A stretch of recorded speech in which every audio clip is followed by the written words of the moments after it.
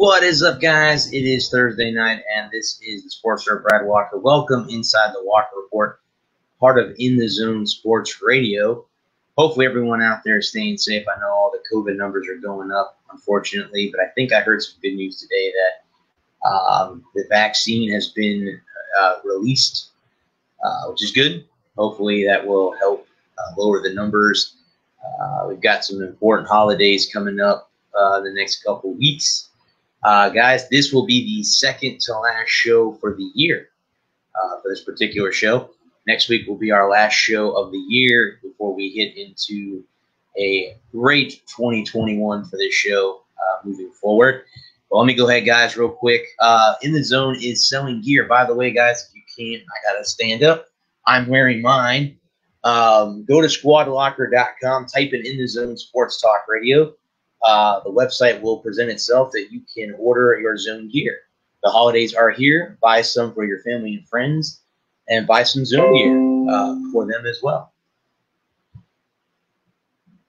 And also, guys, the Walker Report is sponsored by CreatingZenSpaces.com for all your current, the local choice in St. Petersburg, Florida, for house cleaning, organization, decluttering, and pet sitting. Is about finding peace within you and adding comfort to your life. Again, guys, welcome in to the Walker Report. I am going to joined, as I am every week, by Lewis and Adam. Adam is right here. I'm going to bring him on here. Let's bring him on right now. What's up, buddy? Hey, man. How's it doing? Good, buddy. How are you? I am confused. I've got background music, and I can't figure out where it's coming from. Uh-oh. Yeah, it's in my ear. Oh, no. I can't figure out how to kill it. That's not good. I'm having technical difficulties over here. Hopefully that can be, helped or... And it's remedied. Figured it out. There we go. Okay. No more ear music. I'm okay. And let's bring out the other co-host here, Mr. Lewis. How are you doing, sir? Yo, hello, gentlemen. Third member of the crew. Absolutely. Even though I'm a little bit more motley crew than anybody else. Right.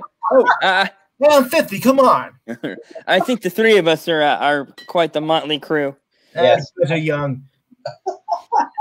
Well, Oh, man. Don't go away, Matt. Just go away. Yeah, exactly. Yeah. Exactly. So, guys, we'll go ahead and get started here. We'll go ahead and start with the topic that Adam is very, very familiar with. It looks like to me that NASCAR is moving the 2021 Auto Club Speedway race to Daytona, the road course. That has been California. Yep. Daytona. That will be February 28th. Now it's going to be, is it going to be 21st? 21st? Okay. No. Yeah, actually, I think you're right. It is the 28th because they're going to go to Homestead and then come back to Daytona. Okay, so how many? So now that is what? That's what? 3 races this year at Daytona, or is it 2 still? 4. Well, that's 3. Yeah, 3 at Daytona, 4 in Florida. Right. Okay, so 4. Okay, so 3 in Daytona and 1 in Homestead, right? Yep. Yes. Okay. Again, that's due to COVID. Right now. Right. For now, they may end up being back in Florida in July if it's not figured out by then. Okay. Well, we still got time at least. I mean, July is a year away, so that's the bright side. It's not decided Yeah, that's what we all said 6 months ago. It was, December was still 6 months away, and here we are in December. Oh, ho, ho. Yep. Yeah. Again, guys, the year has gone by slow, but it's still here. At the end of the year. Right? It's gone by so quick and so slow all at the same time. Correct. Yep. Yeah. I mean, do you think that there's a chance that if they can get the numbers down, the race stays in California, or is it permanently? No, it's already been the change has been made official. Yeah. Alrighty then. Well, then I guess we'll have the 3rd race in Daytona. So for all the Daytona people, money will be coming their way. That's the only way they were. They lost like $200 million last year, 180 million in ticket sales because they only had a handful of races after March. Right. They had that had fans, and it's just unbearable. Can't. If you can't have fans, you can't have a race anyway. So they're in California, they're not going to be allowing fans even in February. Yeah. So Daytona is Florida is going to be allowing limited capacity, so they're going to move the roads to Florida. Right. Well, again, it'll be more money, I guess, for Daytona. I know. We lost. We lost WrestleMania this year. Obviously, the Super Bowl is going to be limited capacity in a couple months. So, unless numbers go down drastically over the next month and a half, I don't see that being more than 25, 50% at the most at games. So, and I mean, the last USF game I went to was one of the first I've ever seen people in the third row of seats because they're getting everyone spread out. They don't want anyone to see each other. So I don't know how much those seats were. I know when I looked online before I went, they were like $22 a piece. Oh wow! Yeah, they're very cheap. Yeah. College, other than the big programs like Michigan, it's easy to get a ticket. It's cheap to get down here. I would imagine Tennessee would be a pretty hard get, but I haven't looked into it. Well, maybe back a few years ago, but Tennessee's not as dumb as they once were. Oh, by the way, the Michigan Ohio State game. Give me a break. I figured we would get into that later. Yeah, sorry. College football be no, that's okay. No worries, that's all right. Yeah, but I don't pick up the gun. No, you're good. You're good. So I mean, again, so the NASCAR race has been officially moved. Yeah. From the way I understand it, it's official. It's going to be run at the road course in Daytona, and that'll be 7 road courses this year coming up. Yeah, 7 it'll be 8 it'll be 7 road courses for points and 8 road courses overall because the first race at the Busch Clash has been moved to the road course in Daytona. So now, do they still race at Watkins Glen and everything, or do they not race there? Yeah. Okay. It was only canceled last year due to that's why they ran the Daytona road course last year, is because it was canceled. Okay. Well, Watkins Glen had a horrific crash, if I remember. They've had several horrific crashes. There was one Greg talked about, and that's a nightmarish track because it was a very horrifying crash. And some of the racers said they would never want to race there again. They've had tremendous crashes in all series that have run there. F1's run there, Indy's run there, Daytona or NASCAR runs there all the time. But I was reading one, and like the racers were there. I say it said it still gives them nightmares of racing at that track. I'm not sure which wreck in particular you're talking about. It was before I even knew any of you guys, but so it goes back. It goes back about we're in 2020. I think it goes back about 6 years ago. Okay, so I think that was Jeff Burton, Jeff Gordon. Yes. Okay. I wasn't sure because there was one all the way back in 91 where a driver was unfortunately lost. Oh, yeah. Yeah, J.D. McGuffey. I forgot the name, but I think I knew the incident. Yeah. I believe his throttle hung going off into one. Yeah. Well, what makes that track so dangerous? Is it the turn? The high speed. High speed.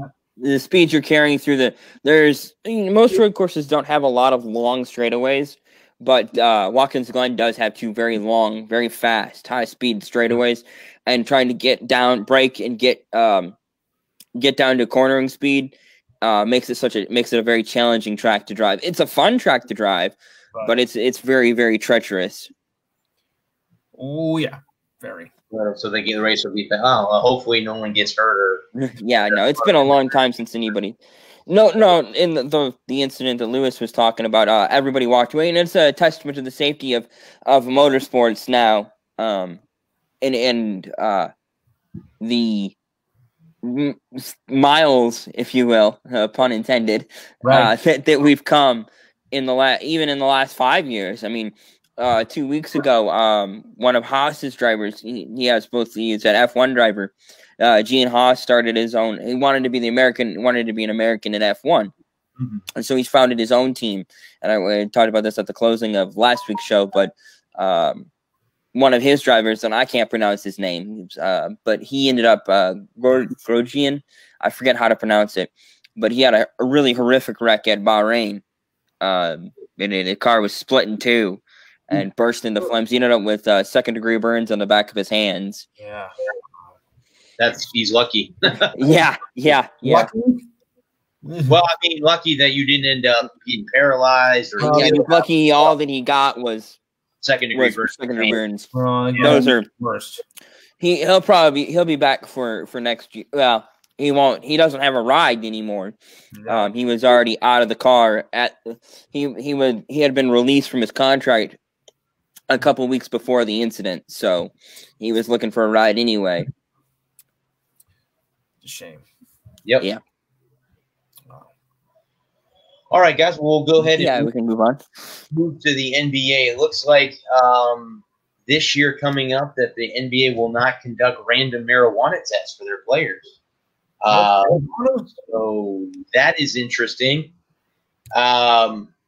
In my personal opinion, I don't mean to bring politics on this show, but this stuff is going to be legalized within the next, 4 or 5 years. I wasn't even thinking that long. 3 years, maybe. I don't know how. At the most.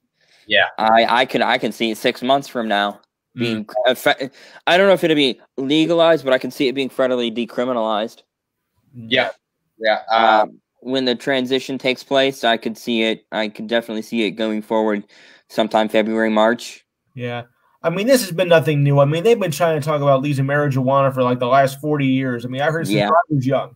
So this is nothing new. And, it's been, they were saying, make it legal, make it legal. I'm like, and we were thinking, it'll probably never happen. Well, I always thought it was going to happen before I died. And it looks going to happen. I wish it wouldn't, because it's a dangerous drug.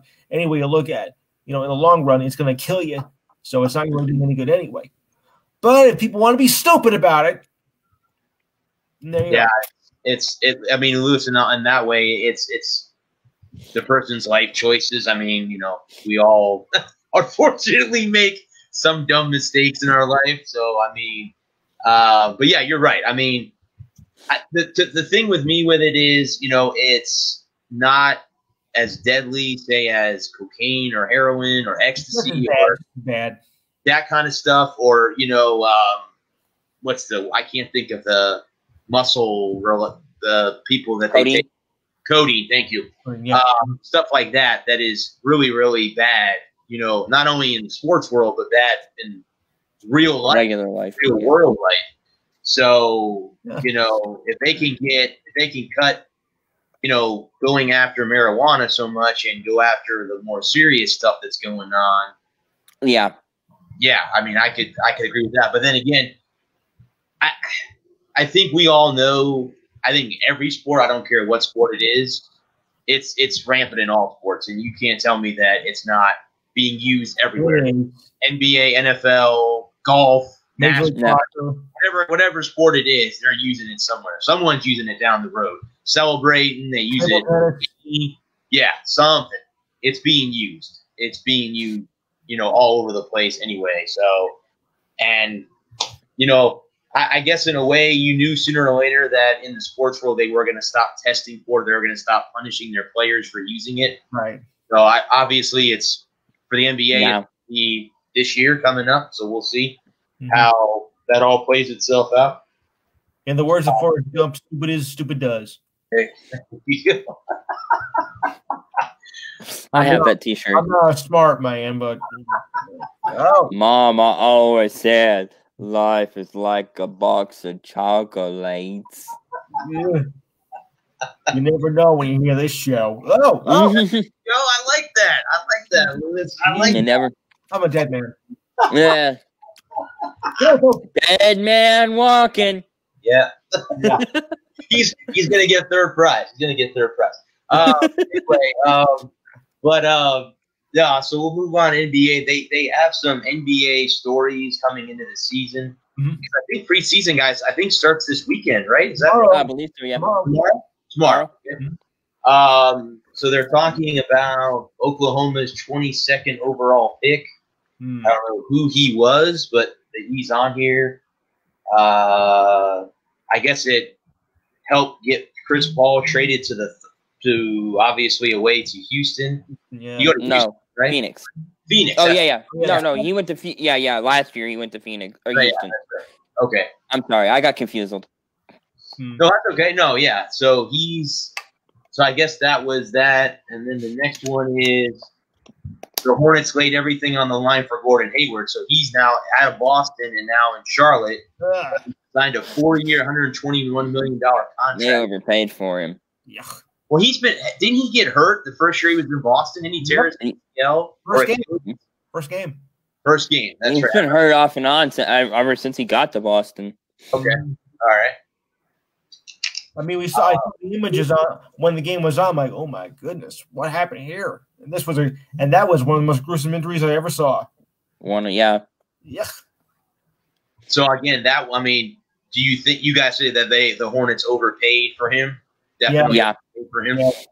Do you think it makes that team better now that he's there? No. Come on. Yeah. Does that make you a better team? Come on. If you're not numbers and whatnot, it doesn't mean a thing. More money does not make you a better player. I don't care what anybody says. Oh, when I become Stephen Smith all of a sudden, oh my goodness. I thought you said it makes the Hornets better. Yeah, it does. No way. How does it not make them better? I mean, they were terrible last year. I mean, did they overpay for him? Yeah. But it makes them a better team overall. As long as Hayward can average what he was averaging before he got hurt, yeah. When he was like a 30-point a night, 25. Mm-hmm. Owned by Jordan, so there you go. Yeah. I've never liked former player owners. No, I don't like it either. Or I don't like former player coaches, managers, or owners because you've got to be invested in that side of the business for 20 years before you're going to be any good at it. And when you have a player that all they've done is play, and they played for 20, they haven't spent the time that it takes to become a good coach or a good owner. No. All they know is how to play. What about former players that are now broadcasters? Okay. Some of them can be good. I like Tony Romo. Tony Romo's good. Yeah. I like Mickey Redmond's one of the best color guys who have ever worn a tie. Okay, I'll give you that. Some of them, yeah. Some of them are trash. Yeah, I was gonna say some of them are trash, but there's some good ones out there. Troy Aikman's not bad. He's a former player. No, he's not bad. I like Aikman most of the time. Barkley, forget it. Barkley's just fun. Hey, we're in Indianapolis. No. Indianapolis. I am a dumbass. What do we on a plane? What do you have? Steaks on a plane. Steaks on a plane. My favorite. Steaks on a plane. Yeah. I forgot about that. Good. I saw the itself. Forget it. That was one of the worst Samuel L. Jackson movies ever made. So that just Weapon 1. Okay. Oh, okay. All right. So the next topic is it says Milwaukee sells its future to preserve it. So again, that all hangs on Giannis coming back, not coming back. So what do you got? Do you guys see him coming back, or do you see him somewhere else? Without Giannis, the Bucks are just a mediocre team. I mean, at best. The last few years, whatever it is, and I don't think that I mean, whatever he else is a rumorville. So I think he's going to stay. I don't see him going anywhere. No. So you think he signs that max deal to stay? Oh yeah. Oh, of course. Oh yeah. Now, okay, then the question revolves around if he does sign the max deal, then he stays in Milwaukee. Do you see them as a final, a chance to go to not the Eastern Conference? You think so? Yes. They were going. Okay, so Lewis says yeah. Adam, you say no. Okay. No, I don't. Curious. I don't see Giannis being enough to get them to the finals. Okay. I do. Maybe in the East. It depends on how Miami, Boston, and Philly shake out. Yeah. I was going to say Miami. Philly, no. Philly's a mess. Boston has legitimate, and you said But Kemba Walker's going to be out for the first part of that season too. Didn't he get hurt? Yeah. He's going to be out for the beginning of the season for Boston. I mean, not that he's the whole team. I'm just saying he's going to be out for a while too. So that'll help. That'll hurt Boston a little bit at the beginning. Now, one of the rumors is they are betting on a trade exception over Miles Turner. I'm not sure who they trade. Indiana Pacers center Miles Turner reportedly available in a sign-and-trade agreement with for Hayward. Oh, that obviously didn't go very well because Hayward signed somewhere else. Okay. The Warriors put their future in James Wiseman's hands. Now, he's the kid that got kicked out of Memphis, and now he's playing with the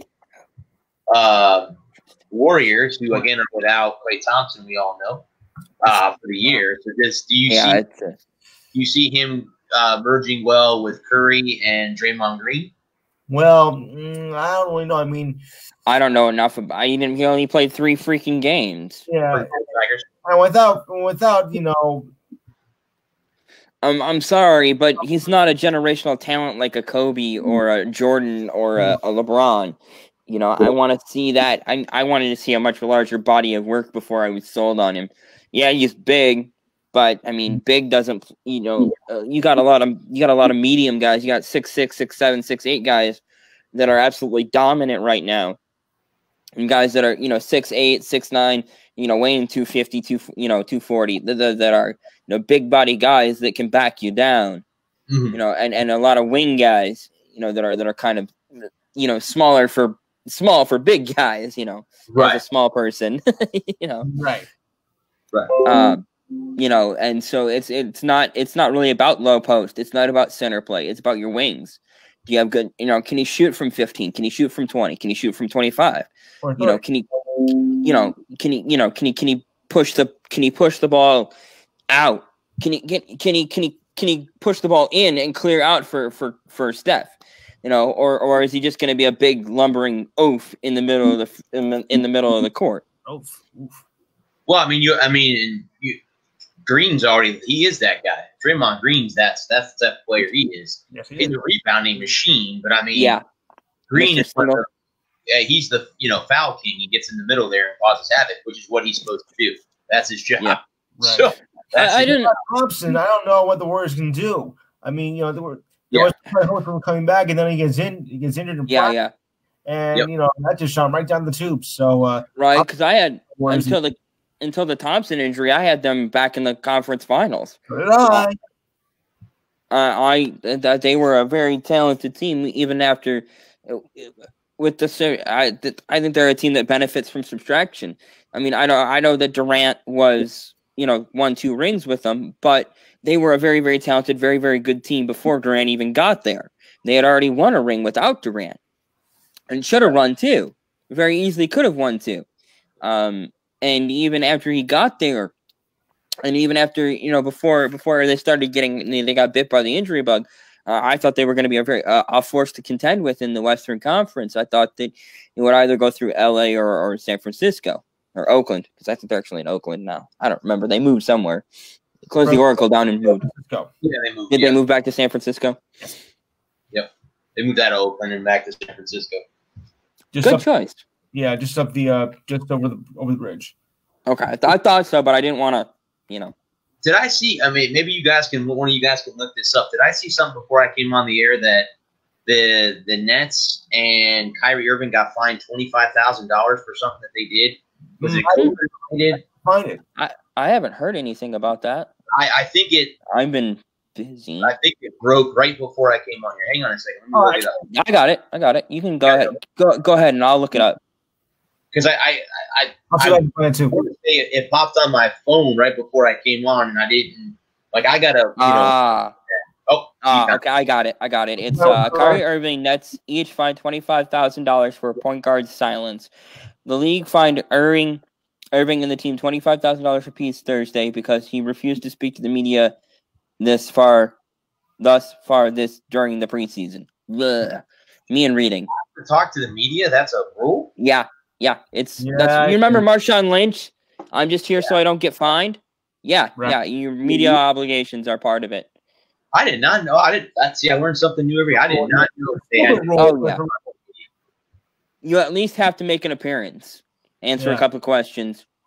So it's pretty much questions, and then you can get out of the. Okay. Yeah. I mean, a lot of times. I mean, players been under scrutiny without for years, and now it's crawling over the NBA and probably in the baseball. I mean, look, I know that it comes with the territory, but come on, athletes have a right to their privacy too. And if the media can get too personal with their questions, and they have to learn when to back off. I mean, give them their space too, because they need it and they deserve it. I think this is more of a media availability. Each team has to allow, especially during practice.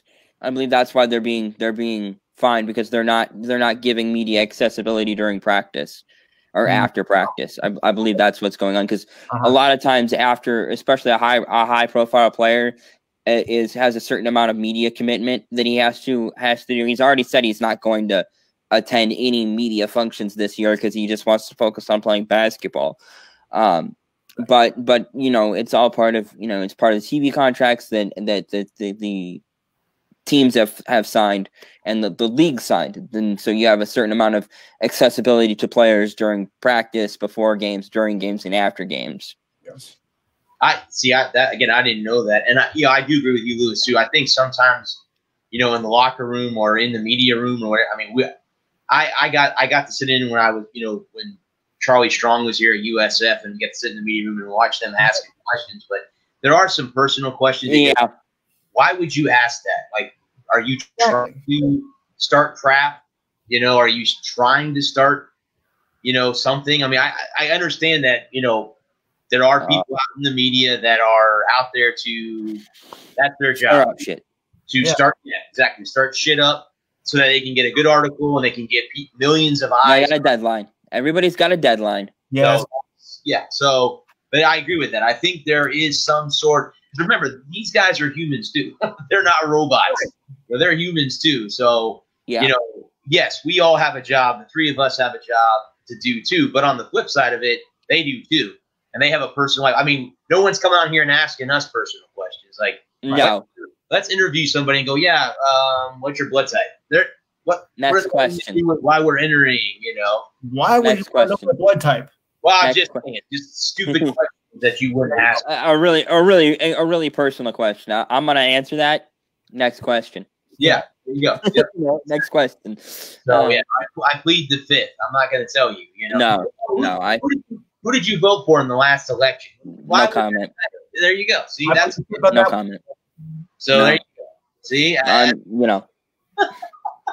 so that's what I'm saying. Yeah, I understand. What kind of boxers or briefs there, Brad? Boxers or briefs?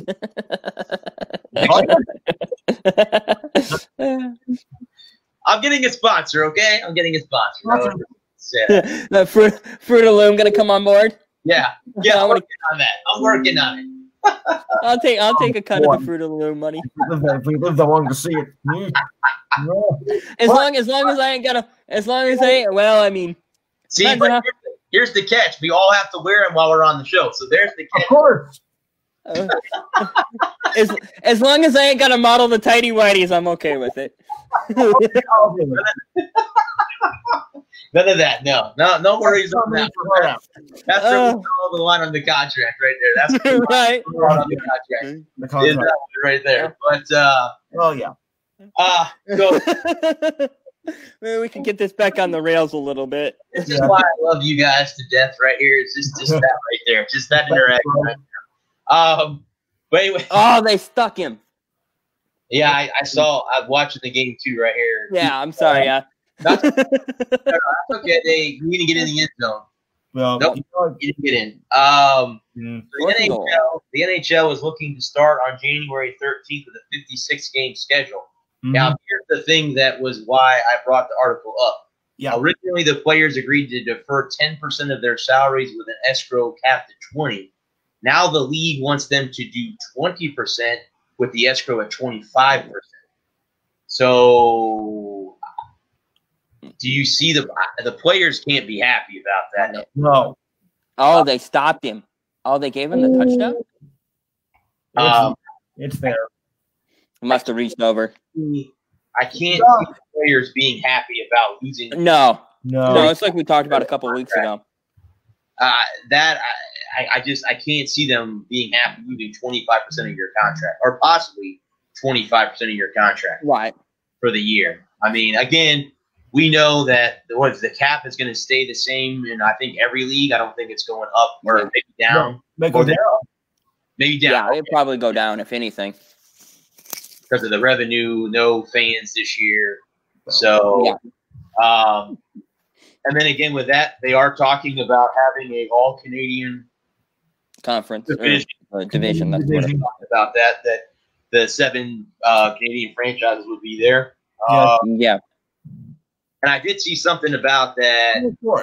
The Canadian teams would not be against making a trade with an American team, but they'll be okay with that. But then again, not playing games, not crossing the border from the United States. The thing is, that's what I want to mention, because like the U.S.-Canadian borders are still closed, and probably for the next 150 years or so. So, or maybe not that long. But you know, how they got to find a way to play? I mean, I think they'll have to use a bubble system, like one in Canada. That's absolutely.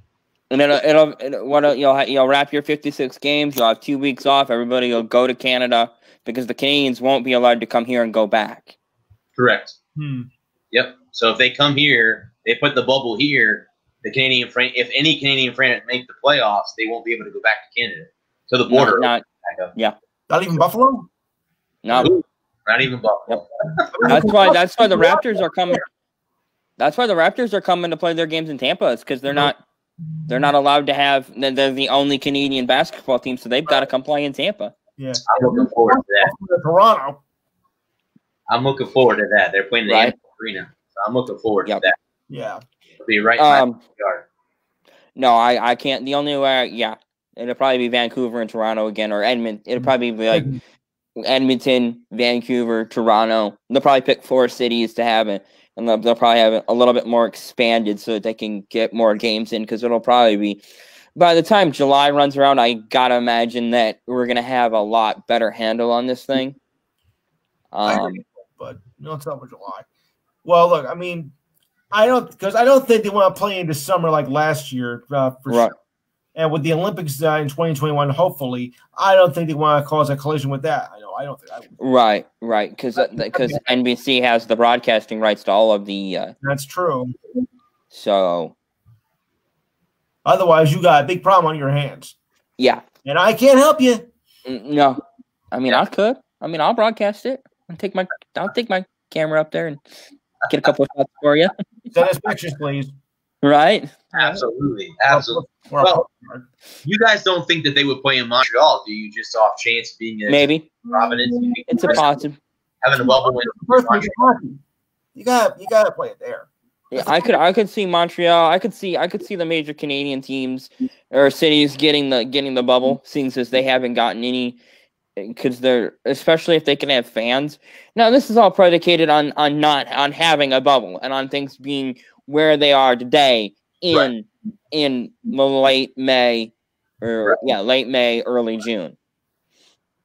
Yeah, I mean, because like I said, what I've heard, that Montreal is the best out of the 7 arenas to go to for a hockey game.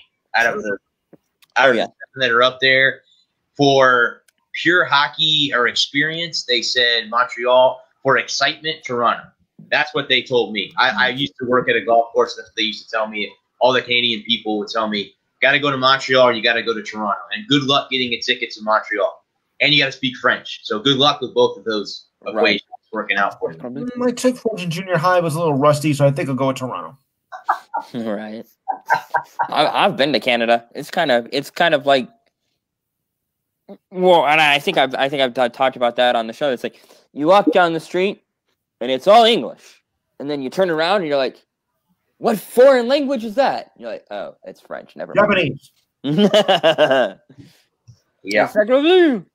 Well, and I mean, I was in Detroit and I could have crossed the border. I don't have a passport, so I'd have been stuck there. Yeah. So yeah, I had an. They wouldn't even let. Yeah, because from where the Red Wings used to play is only a mile from the border. Correct. Give or take. At Joe Louis Arena. Yep. At the Joe. And now they're in what? Now, but they're in downtown. Is that where they moved? Yeah. At Little Caesars Arena downtown. Little Caesars. Where the Lions and the Tigers both call home. Oh my. Yeah. Lions and Bears. No, Lions and Tigers. Lions and Tigers. The Bears are oh my. Yeah. Yeah. Speaking of, and we'll get into that later on. Yeah. Chicago, the Lions. Yeah, we'll talk about that. Yeah. Well, we can. So again, we'll go ahead and move into the Diamond. They haven't announced anything about Major League Baseball yet. I haven't heard any when they're going to start their season and anything else. But then again, the winter meetings have started, and I guess this is the first year that they've done it virtually. Yes. No one can meet in person, which is kind of weird in a way. But I know why. Obviously, we know why it's not happening. But it's in who? He says sarcastically. But then I guess the big free agents obviously are out there. It looks like the Yankees are talking to Josh Bell and Jameson Taillon of the Pirates, get them to come to New York. Also, the Cardinals, I guess, gave a ridiculous offer to free agent catcher Yadier Molina. That's the only thing I wanted to talk about out of that. Okay. Well, defined by ridiculous, you like 1 year, $10 million. He wanted 1 year or $10 million, and they offered him apparently a lot less than that. Yeah, that's what it says. They offered him. Pay the damn man. He thinks he's getting robbed, but the other side is like, no, that's just about the right deal. I get it. And it looks like to me from what the article says, the Yankees and Mets are both interested in trying to get him since the Mets did not tender Gary Sanchez either. And the Mets are close to getting a deal done with James McCann. So there you go with that. So yeah, we'll have to see what they do moving forward with. But yeah, I mean, he definitely deserves the money. I mean, hands down, he's earned it. Catchers in the game. So yeah, he is the best catcher that I've ever had the privilege of watching. He's the best catcher of my generation. I don't know if he's an all-time great or, he goes up there against Bench or Berra, but he's the best I've ever seen. Bear with that, no. Or even from the Yankees when, when I was young, Thurman Munson. Yeah, I definitely think he's right up there with Jorge Posada. You mean George? Yeah. George. Yep. George. Lewis, it's funny that you say that. I was on another podcast. I don't know if I'll share it with you guys later on, but I was put on to put a second Mount Rushmore together for the Yankees. Yes. Yeah. And I had Thurman Munson as one of my players. Thank you. Right. I had him and Roger Maris, so I had to give the other three guys the reasons why they belonged up there. Now, did either one of them make it? No. I can tell you that right now. Neither one of them got on there. Put Maris in the Hall of Fame already, for crying out loud. Yeah, that's there you go. That's unbelievable that he's not in the Hall of Fame. No, right. There are a lot of guys that aren't in the Hall that should be there. Yep, absolutely. What is your guys' take on Lance Lynn being traded to the White Sox? That seems to be big news. Roaming around the baseball world. I know the name, but I don't know why. Yeah. Same here. Yeah, it's just one of the big pitchers. Okay. Where was he last year? Does it say? I think he was with the. Let's see. Where did they have him up here? Hang on a second. Let me scan back up here. Sorry. With the St. Louis Cardinals. Okay. So he reunites with Chicago with manager Tony La Russa, which they're still going to let him manage after his DUI incident. I thought that was going to be a one and done. Yeah, him in Chicago. I guess so. I guess not. Okay. All right. Well, hey, it's what it is, man. I mean, right. I'm not sure of the White Sox, so that's not going to be the black eye that you bring on. I mean, and the White Sox were a pretty good baseball team. Yeah, they're a real good baseball team. Needed a manager. Yeah.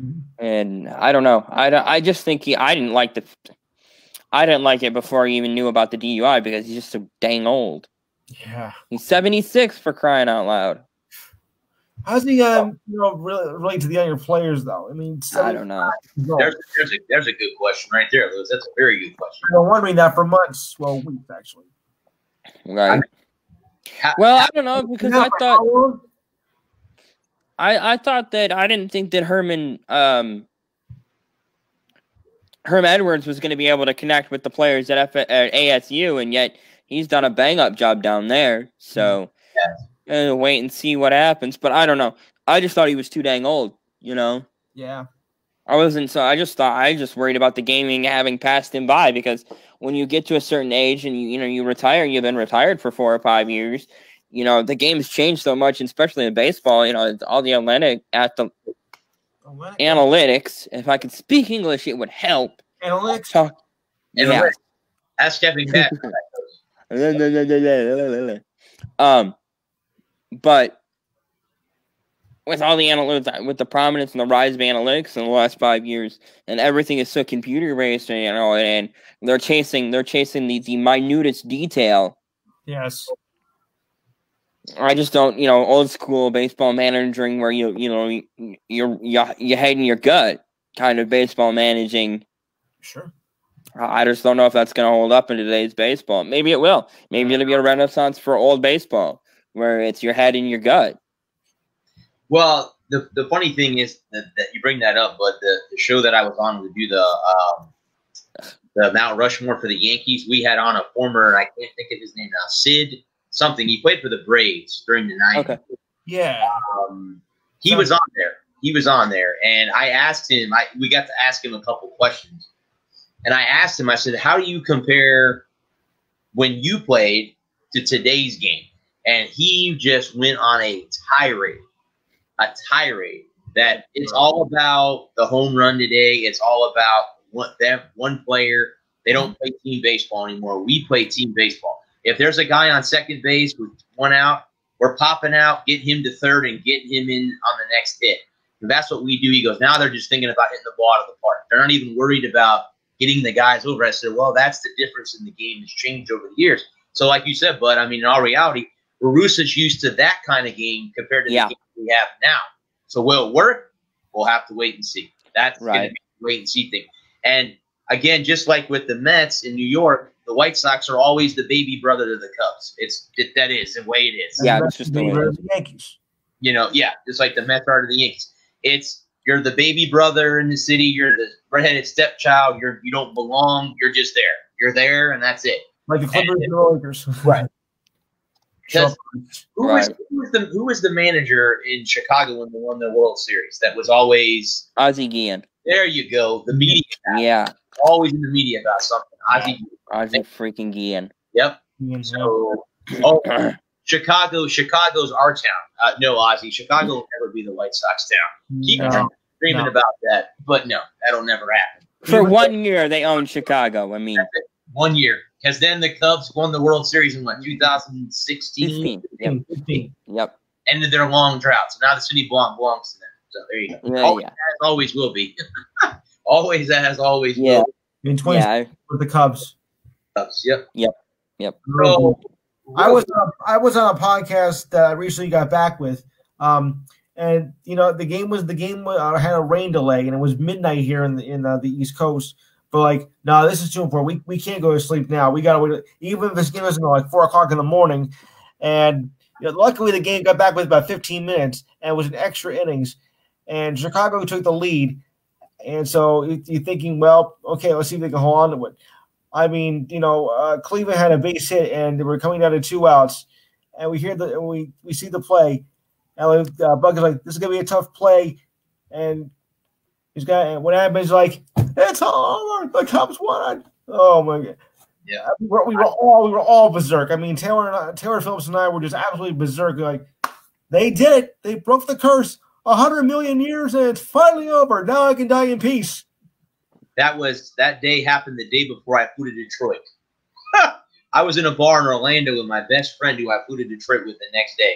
So I was up till 2 o'clock in the morning, and our flight left at 7. So I got no sleep.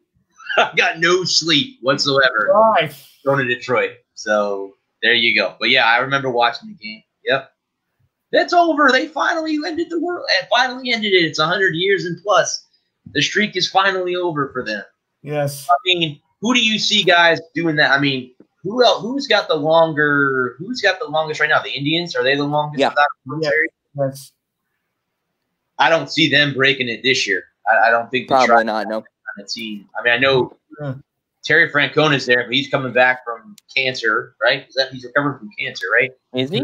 Francona, I think something. He was out for most of the end of the year last year, so I think he's coming back from some kind of treatment or something. And the Maple Leafs hockey haven't won in a while now either.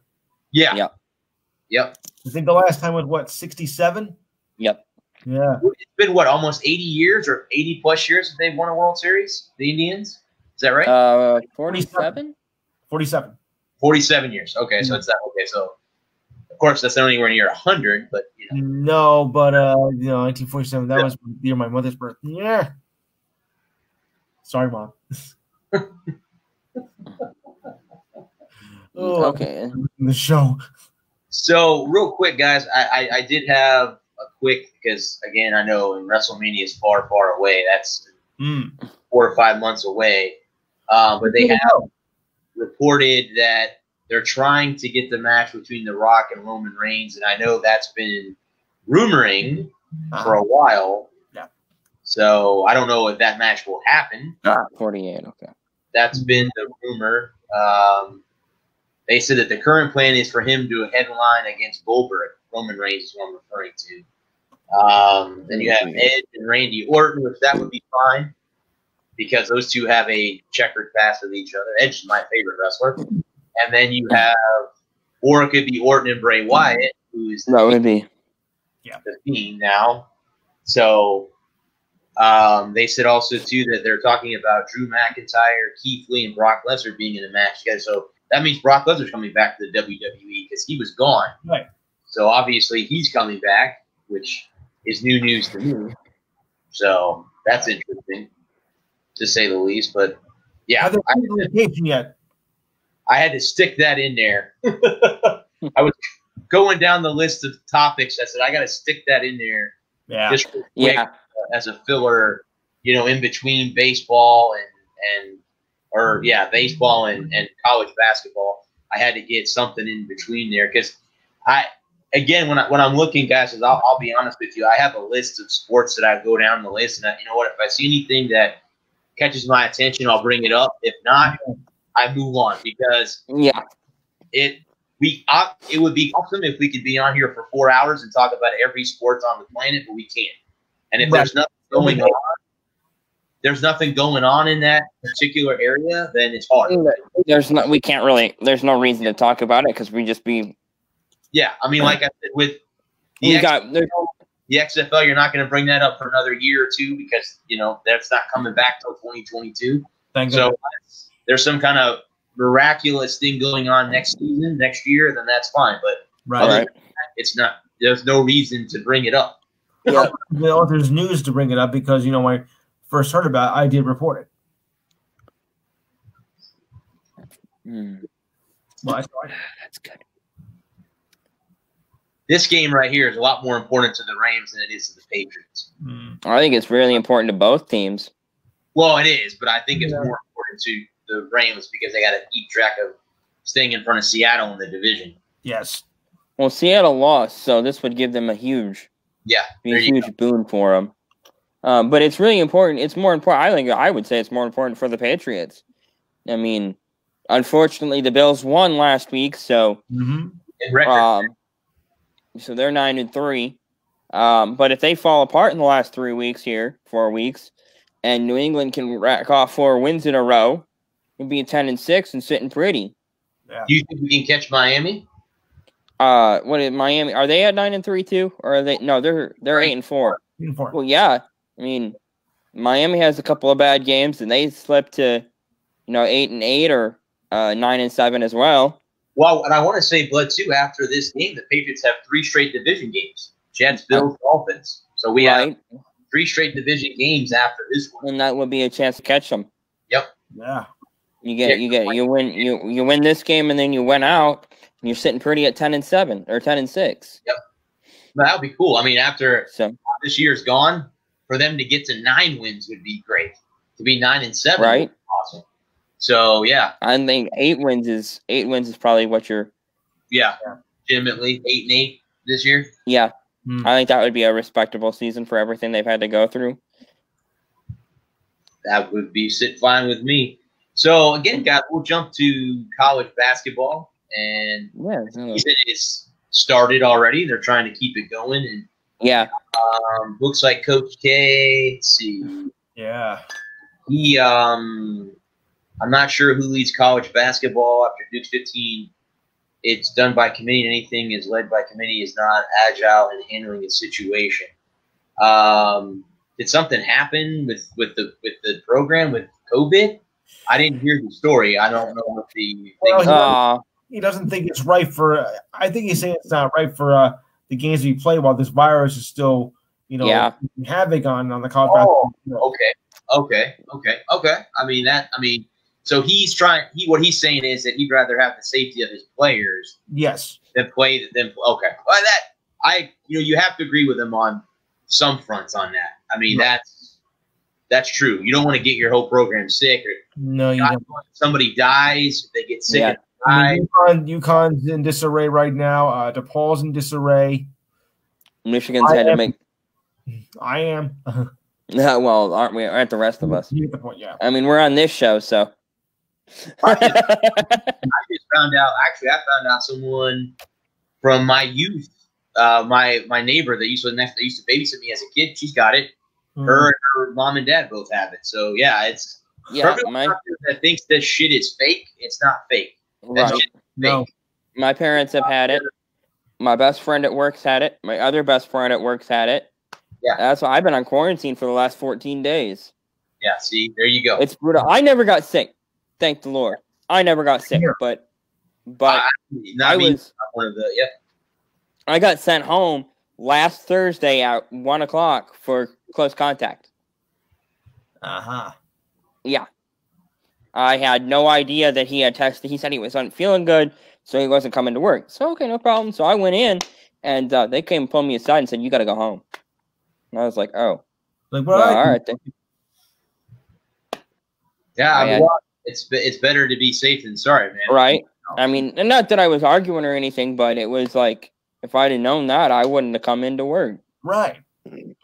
Well, remember I told you guys last week I was supposed to play in that golf tournament on Saturday. Guess what? I got up on Saturday morning and decided not to do.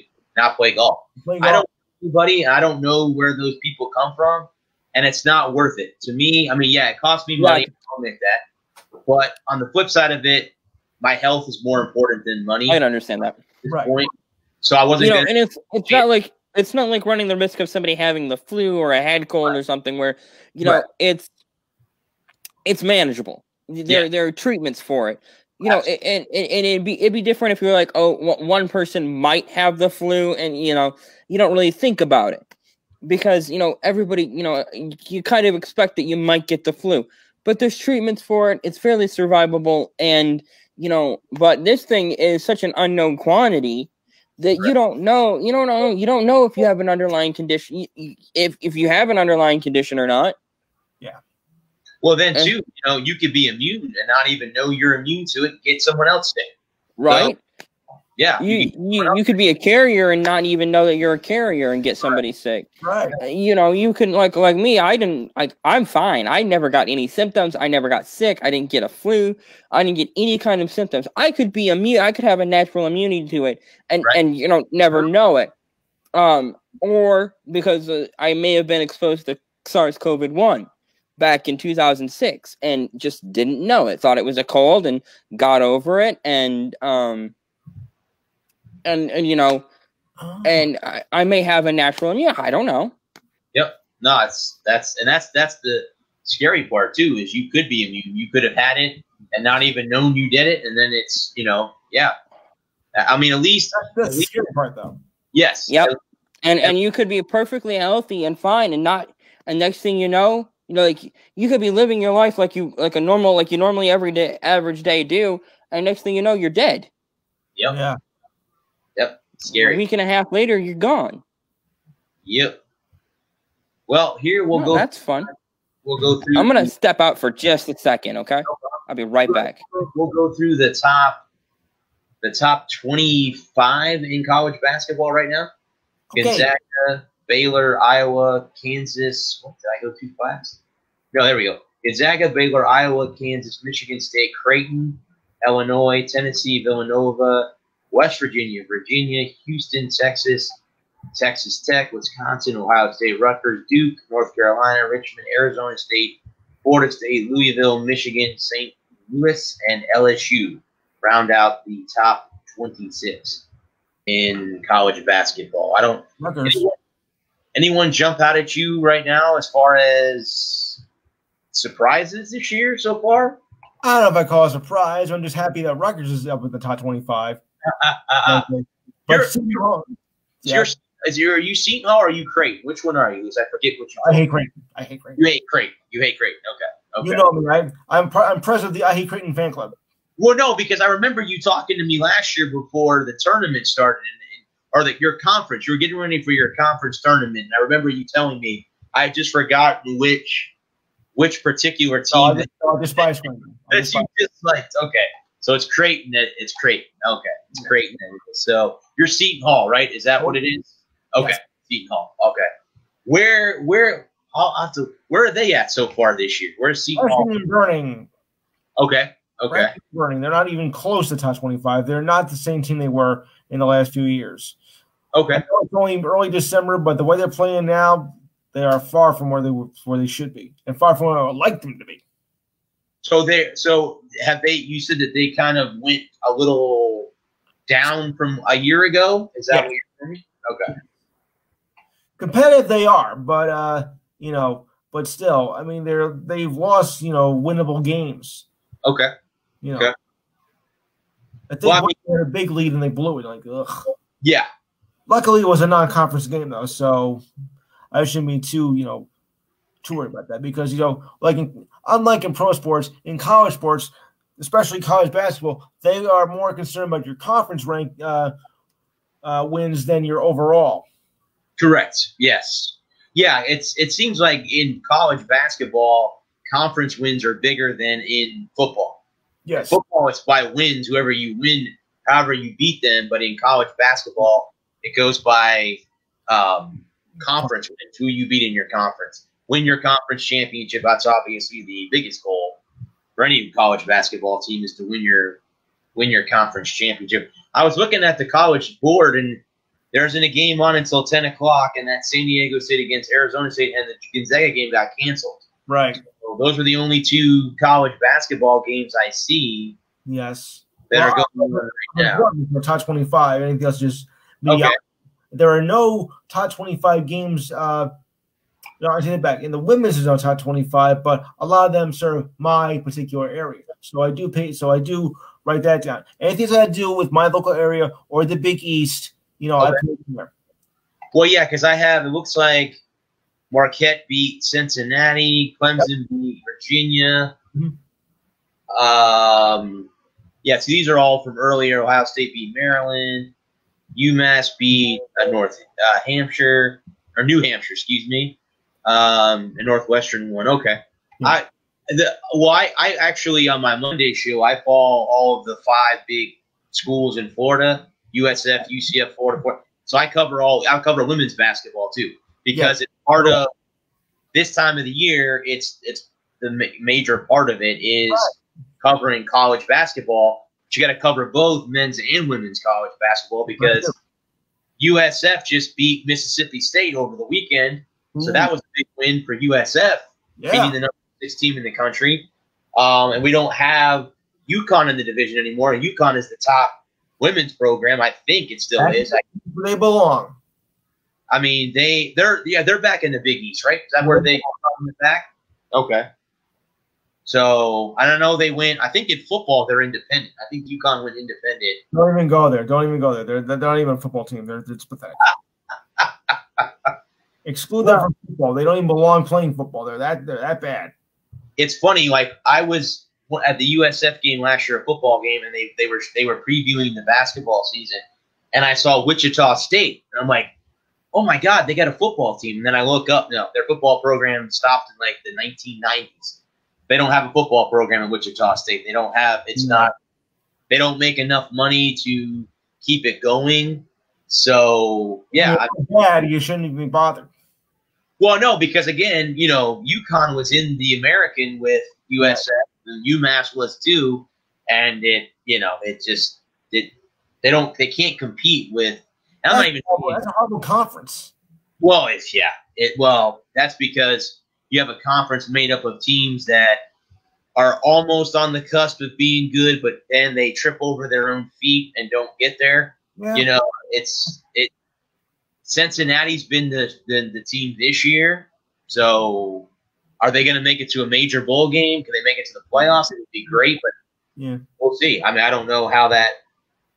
But Boston College has refused to go to a bowl game. Did they make it in the ACC? They got enough wins. They have 6 wins, but they declined to go. Okay. They declined. Wow. They declined themselves to go. Well, I know from what I've read that obviously there won't be as many bowl games as there normally are. They don't have enough. Well, I don't think you'll still get a good amount, but you won't see like 162 games over 3 weeks. Yeah, you feel like about maybe about half. You think that the major ones will still be there? They better. The Rose Bowl, obviously, the Sugar Bowl, Orange Bowl, those will all be still played. Out with bowl games and New Year's Day go together. If you don't have the bowl games on New Year's Day, you got nothing. Well, and I'm hoping I got the cool luxury last year of covering the Outback Bowl, and it was cool to be in Raymond James Stadium to see Minnesota and Auburn. And I'll tell you this much right now, Lewis. I'll be honest with you. I thought that I'd see more Auburn fans, and I saw 3 times as many Minnesota fans as I did Auburn fans. So Minnesota travels well. They're a traveling team. They are fans. I heard about back there. Sorry about that, gentlemen. I have returned. Mr. Okay. Okay for me. So again, as we all, I think there's been 2 college football playoff things. 3 have come out. Okay, so 3 bowl games got the axe. Got axe. It was 3 at last count. It may have changed, but I think I saw another one got the axe. I think they're up to 4 now. I forget. Let me look it up real quick. Well, the Pinstripe Bowl in Yankee Stadium got axed. I know that. Yep. Got axed. Yeah, Vegas Pinstripe. I think the Sun Bowl. That's a shame. The Sun Bowl. Wow. Mm-hmm. That's a popular bowl game too. Yeah. Well, and then here's the question I have with California's restrictions: how are you going to have the Rose Bowl going on? No fans. No fans. Oh, no fans. Okay. Yeah. Well, I mean, but see, again, just like with NASCAR. But remember, by the time that happens, I think the restriction will be over because it's only for 3 weeks. So that might so that might I don't think they're already committed to no fans. Yeah, see, that sucks because if you have your team going out there, isn't that the best team in the Yes. It's ACC or it's what is it, Pac-12 and Big Ten, right? Is that who plays in that bowl game? Mm-hmm. Yeah. Yeah, okay. I think it's actually one of the big 4 this year. Big 3. I think it is. I think it's one of the games for the playoffs. Yeah. So last check I heard 3, but there might have been a 4th one canceled. I'm just trying to figure that out. I'm just disappointed it won't be a Pinstripe Bowl. I'm trying to get. They got the list of all the bowl games, and I'm trying to find I'm trying to get to the list of the canceled games. I'll get because I know where to go. I see that Ohio State will get to play in the Big Ten championship game, even though they don't. I told you. They changed it around for them. Told you that was going to happen. It was going to happen, though. Yep. Yeah, here we go. The Bahamas Bowl, the Celebration Bowl, the Fenway Bowl, Las Vegas Bowl, Los Angeles Bowl, Hawaii Bowl, Holiday Bowl, Pinstripe Bowl, Quick Lane Bowl, Redbox Bowl, Sun Bowl. Those were the ones that have been canceled so far. Wow. Okay. 13 bowl games. Yeah. That's a big ouch. Okay, so because I'm going to go over this for the next couple of weeks on my shows. Right. Being that, well, I'll take a few weeks off for Christmas and New Year's and I think Bastille Day. So I'm going over the list right now between there's they took a lot out. Wow. Yeah. And the bowl games do start next Saturday, hopefully. And they start next Saturday. So I guess. Yeah. I'm hoping I get to go back to the Outback Bowl again this year. We'll see. Crossing my fingers. Crossing my fingers. Mm-hmm. So again, nothing really big guys changed in the rankings, right? Alabama's unbeatable. Well, yes. I unfortunately feel the fate in 2 weeks from now. What are you doing, Cam? Really? Really? Oh, come on. Intercepted. And it's going to be a pick six. Look at this. Oh, my goodness. Goodbye. Yeah, it's a pick six. It could go all the way.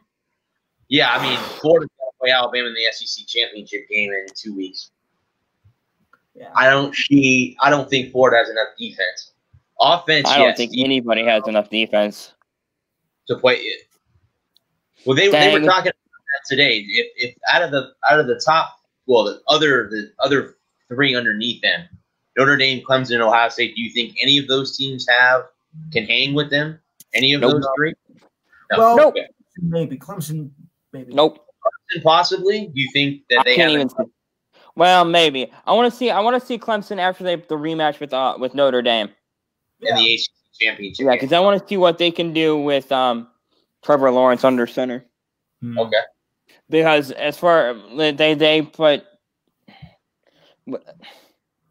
because they was the final in that 48-45. Yes. I mean, they don't. They're going to need. And Notre Dame's defense isn't as good as Alabama's. Yeah, they're not going to be able to. It's all academic at this point, folks. Well, all I can say is I can hope for a miracle in 2 weeks. Yeah, you're going to need a couple. Yeah. So all I can hope for in 2 weeks is hope for a miracle. Yeah. Yeah. I'll be watching, but of course. That's all I can do is hope for a miracle. Hope for a miracle. No, I agree with you. I don't think there's anyone out there that can beat them. I really don't. No. They're not right now. There'll be people that'll argue with you till they're blue in the face that they are. Yeah, and they all live in Ohio. I was just about to say that. Because I know Buckeye fans, and like I said, they don't think college football exists outside the state of Ohio. They don't. They don't think that anyone. And there are so many good teams outside the state of Ohio. It's not even funny. It's not funny, including the one on his hat. But I mean, there's a lot of good football teams, college football teams. Yeah. That play in other divisions, and Yeah. And again, Indiana gave Ohio fits. Yeah. Without, I mean, they were a pick six. They were a bad pick six away from having go into overtime. Yeah. Yep. There you go. So, I don't know.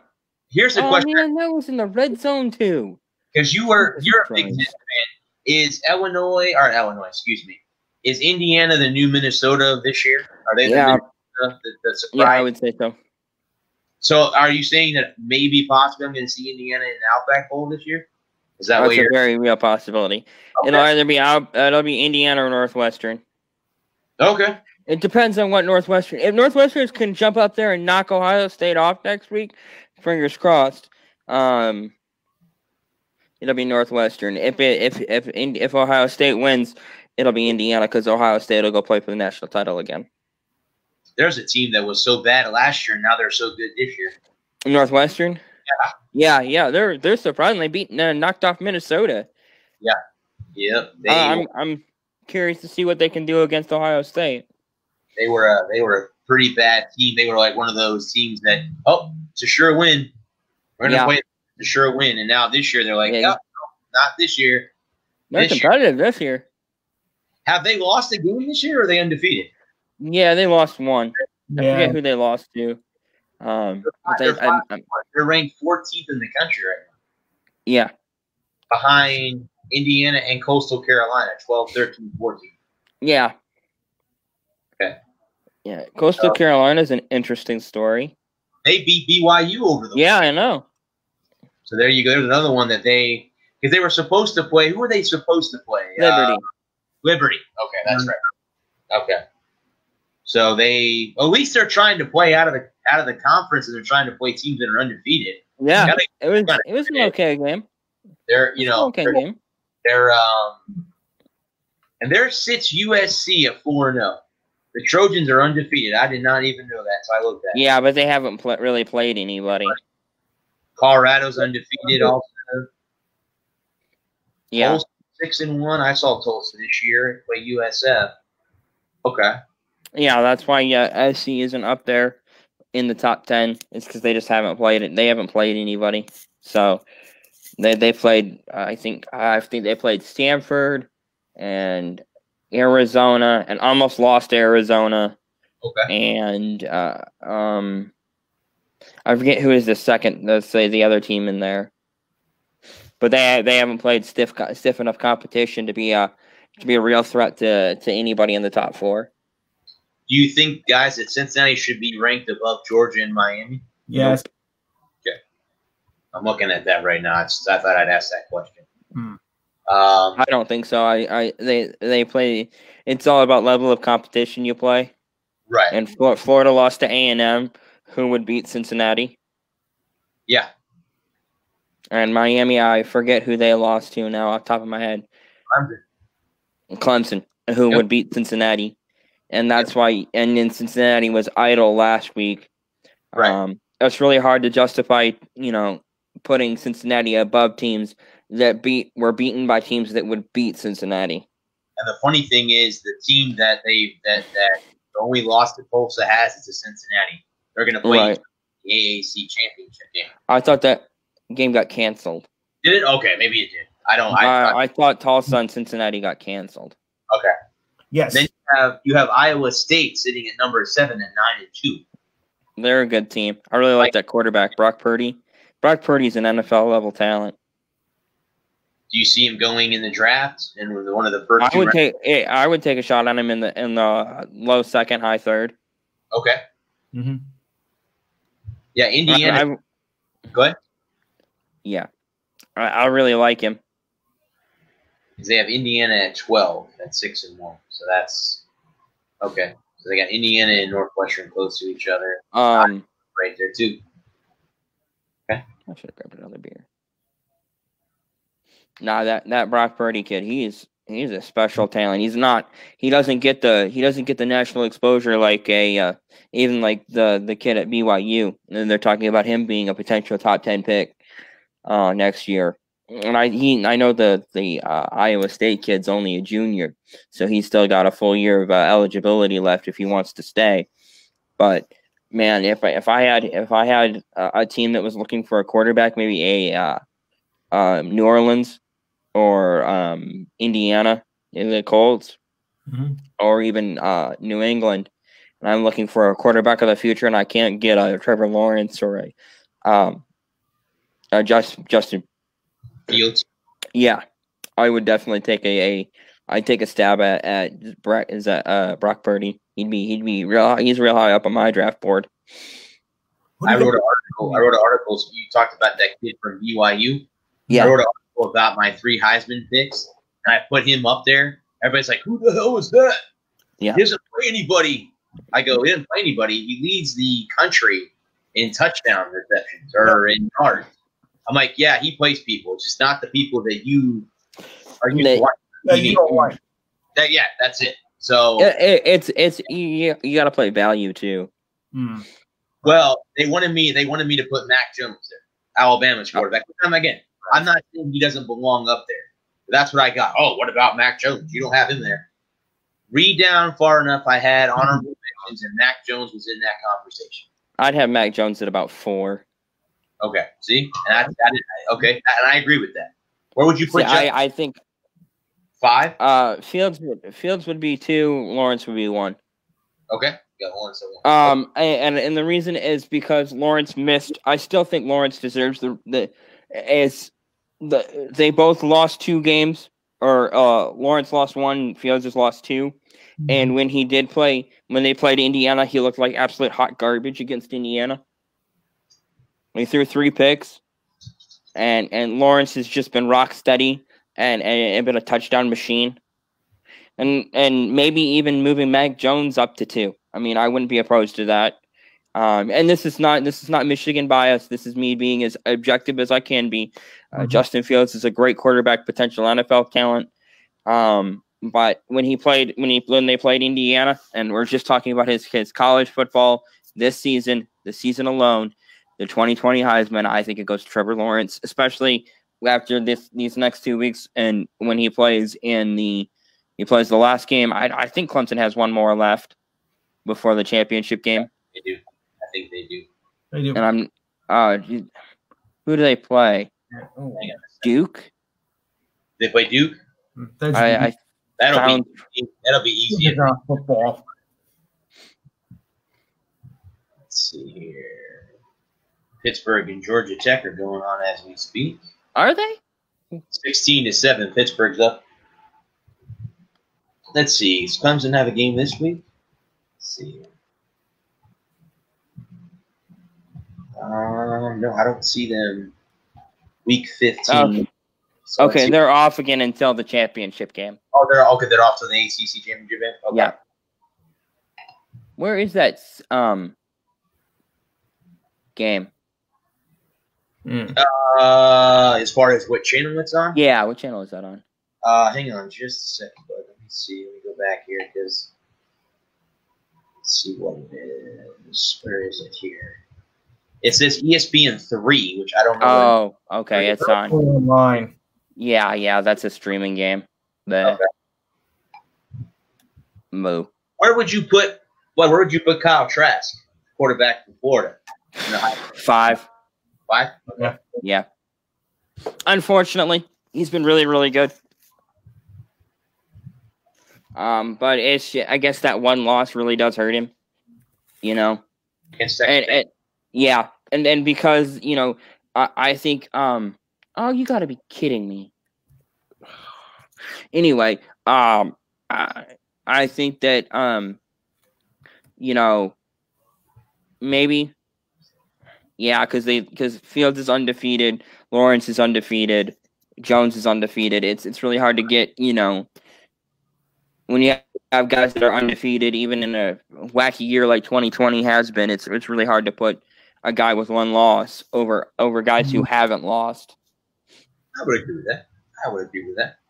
So I think that Kyle Trask is probably the best pure quarterback in the next year's draft. Well, speaking of the SEC, because that's where Kyle Trask calls home, LSU is banning themselves from a bowl game. Right. They weren't going to make one anyway, so. I guess No.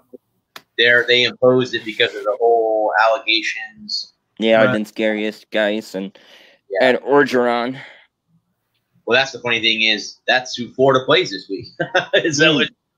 So we have bad timing. So yeah, definitely one you got to win. Oh yeah, well yeah. The funny thing is with the Gators, we've already clinched the East. Obviously, we beat Tennessee, who's not a very good football team this year. That is what it is. Oh, no, I know it. Our big game was to beat Georgia. I think I talked with you, Bud, before the season started. That was the game that we had to win. We had to beat Georgia. No, but it happened. I didn't think I wouldn't have picked Texas A&M to win. It happened in College Station on the road by a field goal. But hey, that's a lot easier to take losing on the road by 3. Yeah, and it's a much easier pill to swallow. Yeah, yeah, it's because so this week. So I guess from what I'm looking at here for the scoreboard, you have Alabama, Arkansas, that isn't going to be a football game. I feel bad for the Razorbacks. I mean, you might as well play 7-on-7 drills and just play a running clock.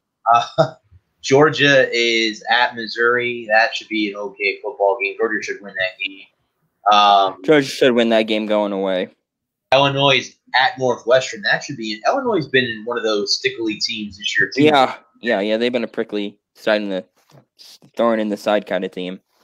Then we have Utah and Colorado in. That should be a good game. I'll take Utah. Coastal Carolina is at Troy. Coastal. You have UNC at the Hurricanes at Hard Rock Stadium. That's gonna be I got UNC as my upset. Okay, that's gonna be a good football game. Mac Brown knows how to get the boys up to play. Well, and it's gonna be warmer. It's the game weather 79 degrees. It's gonna be nice. Ooh, that's gonna be nice. Yeah, Wisconsin at Iowa in Iowa City. Wisconsin. And LSU at Florida. That's the 7 o'clock game. I still like Florida in that game. We have Oklahoma State at Baylor at 7 o'clock in Waco. Oklahoma State. You have the Battle of California, USC versus UCLA. Trojans. SC. Then you have San Diego State at BYU at 10 o'clock. BYU. Cougars.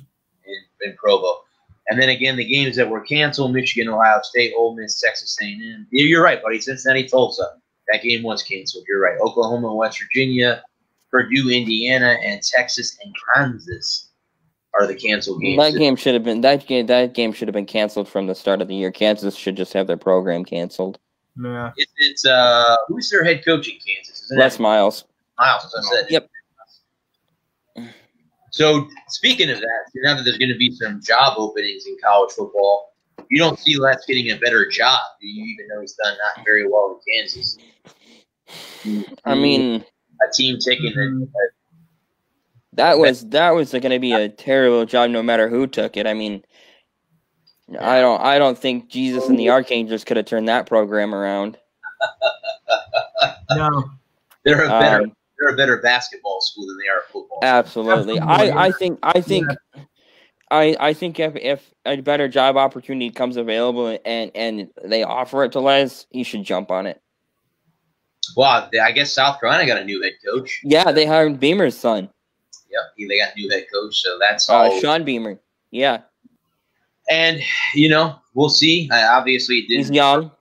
Yep. It's going to take a little while. And again, yep. That's the whole with rookie head coaches. You got to give them a year or two to get their guy. Yeah. So, we have one here in Tampa. So it's a dumpster fire. Yeah. And the problem for Sean Beamer is, unfortunately, like when his dad took over at Virginia Tech, he's not going to get 10 years to turn it around. Right. And especially with the provenance that he comes with, being Frank Beamer's kid, and the pedigree that entails, it's going to be very much a win now, win here, win now kind of scenario for him. And Carolina has tasted glory, and they've never been able to. They were number 2 in the country for like 3 years in a row and never could quite get to number 1, and never could quite finish the deal with Spurrier during his stint. And so they've got some expectations down there in South Carolina. So, and you're in the SEC. You're in the SEC. The writing's on the wall. Yep. Unfortunately, the writing is on the wall. It's on the wall. Yeah. When you play in the same conference or the same side of the bracket as a Georgia and a Florida, you got some big. It's tough. It's tough sledding. But again, Spurrier solved it for a little while, and then it went to shit real quick. And that's putting it mildly. You're right. What's going to happen is they're going to expect him to be his dad, turn that program around like that, and it's going to. Oh, we'll give him 2 years, 3 at the most. If he doesn't, we're going to fire him, and then we'll get somebody else. We're right back where you started. Yeah, exactly. Yep. Well, college football, guys, unfortunately, is winding down. I know. I'm sad. Yeah. I'm very sad myself. Yeah. Especially with as many games we've had canceled, it doesn't even feel like the season should be even half over yet. Yeah, true. True. Exactly. I'm missing my game this week. I missed 2 games this year, back-to-back weeks. I'd rather lose. I'd rather get blown out than not play at all. No, Yeah. I mean, You can't win a game if you don't. what? If you don't play. You can't. And any given Saturday, you lace them up and you go out there and you play hard and you do all the fundamental things right and you make a play or two and who the hell knows? You beat Ohio State. No, I guess we'll never know. No, I mean, see, that's the crappy part about it is, yeah. And you know what would happen if they did beat Ohio State? Mm-hmm. Their playoff chances. Turn the college football world on its ear. Correct. And that, I mean, yep. Now we want to. And then for the next year, I'm going to have to hear about how, oh, you're cowards, you're scared, you didn't want to play us. Oh, shut up. Yeah. Thank you. Let them talk because sooner or later that whole It's going to flip. It's going to flip. It's going to flip, and we'll go back on a nice winning streak. So hopefully we can get it done in 2021. There you go. It's possible. It's possible. I agree. There's a lot of things that are going to happen between now and the. Unfortunately, I really wanted these last 2 games. Yeah. There were a lot of hard decisions that needed to be made in January and February and March. Right. In terms of coaching staff turnover and where we were going in the future. And unfortunately, we didn't get these games. And so now we don't have those things that we needed to move forward with the coaching staff. And unfortunately, I think we're going to keep the same coaching staff. So much for improvement. All you can hope for is maybe they get the recruits that they need to the players in the right position. Yes. They were young, inexperienced, and didn't have a lot of depth. And, for the last 4 years, they've had both experience and depth that's made up for a lot of those inefficiencies. And when you play as an aggressive style of defense as Don Brown likes to run, you need experienced defenders. You can't have young guys that are making that are freshmen and are true freshmen. They don't have any experience. They can't, when you got them playing on an island on every single snap, they're going to get burned, and they got burned bad. Yeah. Yep. And that's not necessarily it's of course it's scheme, but it's a lot of when you have so many guys graduating, and you just haven't when you have all your best guys, you've been in a lot of close games where you can't rotate those guys out, and you got true freshmen coming in. And you got guys that are graduating, and you don't have anybody to replace them. You're in for a tough year anyway. Correct. Yep. And then you lost your spring ball. You lost all your summer camps, and I know everybody else had to deal with it, and whatever. But yeah, that stuff because I got to cover the spring game a year ago for USF. I was really looking forward to that with a new head coach. Oh, yeah, head coach. And I know you guys are in the same boat. How do you evaluate a staff in a coronavirus year and in a pandemic year? It's all but impossible. It is impossible, especially only winning 1 game. Yeah. What do you go? You went 1-7. 1-7. 1-7. The last 7 games of the year, and we had close ones. Yeah. Memphis. We were close in some games. Almost beat Temple. As the old run at the end of the year, so you should have beat out UCF. Should have down by 7. They say close only counts in horseshoes and hand grenades, and ifs and buts for Canyon nuts, we'd all have a Merry Christmas. So I mean, I mean, not to be Mr. Debbie Downer over here, but this year's kind of sucked in terms of college football. Yep. In general. Mm-hmm. Yep. Unless you're an Alabama fan. Yeah, well. I'll leave that one alone. Hey, I don't hate Alabama. I just hate Nick Saban. What is it they say? Don't poke the bear. I know, right? Because they're the bear. don't poke the bear because they're the bear right now. Well, don't feed the bears either. Or don't feed them. Right. So we'll go ahead and jump to the pro level now. So I got an article, guys, that said something about the 4 teams that currently have a playoff spot, but then they're predicting them to have a December collapse. Meltdown, huh? So number one, the first team on the list is the Indianapolis Colts, who are 8-4 right now. They sit in the wild card spot. They will be in Las Vegas to play the Raiders, who got pummeled 2 weeks ago by the Falcons. And then, luckily enough, dumb Greg Williams runs a zero blitz and cost the Jets their first win. Right. The Raiders won that game by that. So, do you see the Colts falling apart with the final 4 games? So they got the Raiders and the Jets. Raiders and the Jets. And who else? Who else do they have on their schedule? Let's see the Colts. Okay, that's 2 wins right there. Yeah, I would. The Raiders are going to be a tough out, but they'll pull out. Well, the Colts have a good defense. That's what. They've been. Rivers has had Philip Rivers had a good year, decent year, not the greatest year. No, but he's been battling a foot injury.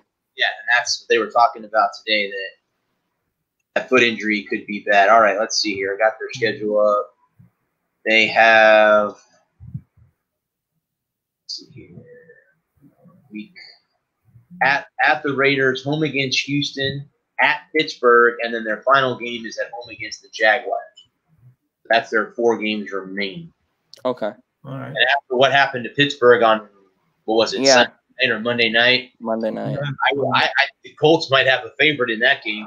Yeah, they could very well be a favorite in that game. I could see them going 4-0. So you've seen them finishing 12-4. 3-1. Who did they lose to? I think they'll lose to Houston. Okay. Okay. All right. The Jaguars are beating up themselves. Yes. So the Jets. So forget it. Right. If you don't win that game, you're going to be in big trouble. Yeah. The next team is the 5-7 NFC East leading New York Giants. Go figure. But Can that whole division just be like, can we forget about them for the rest of the year? Well, hold on a second, guys. They're making a surge here, and it's possible they could finish above 500 if they can run the table. I'm not saying it will happen, but it's possible. So I wouldn't really knock the NFC as much as I did a few weeks ago. I will.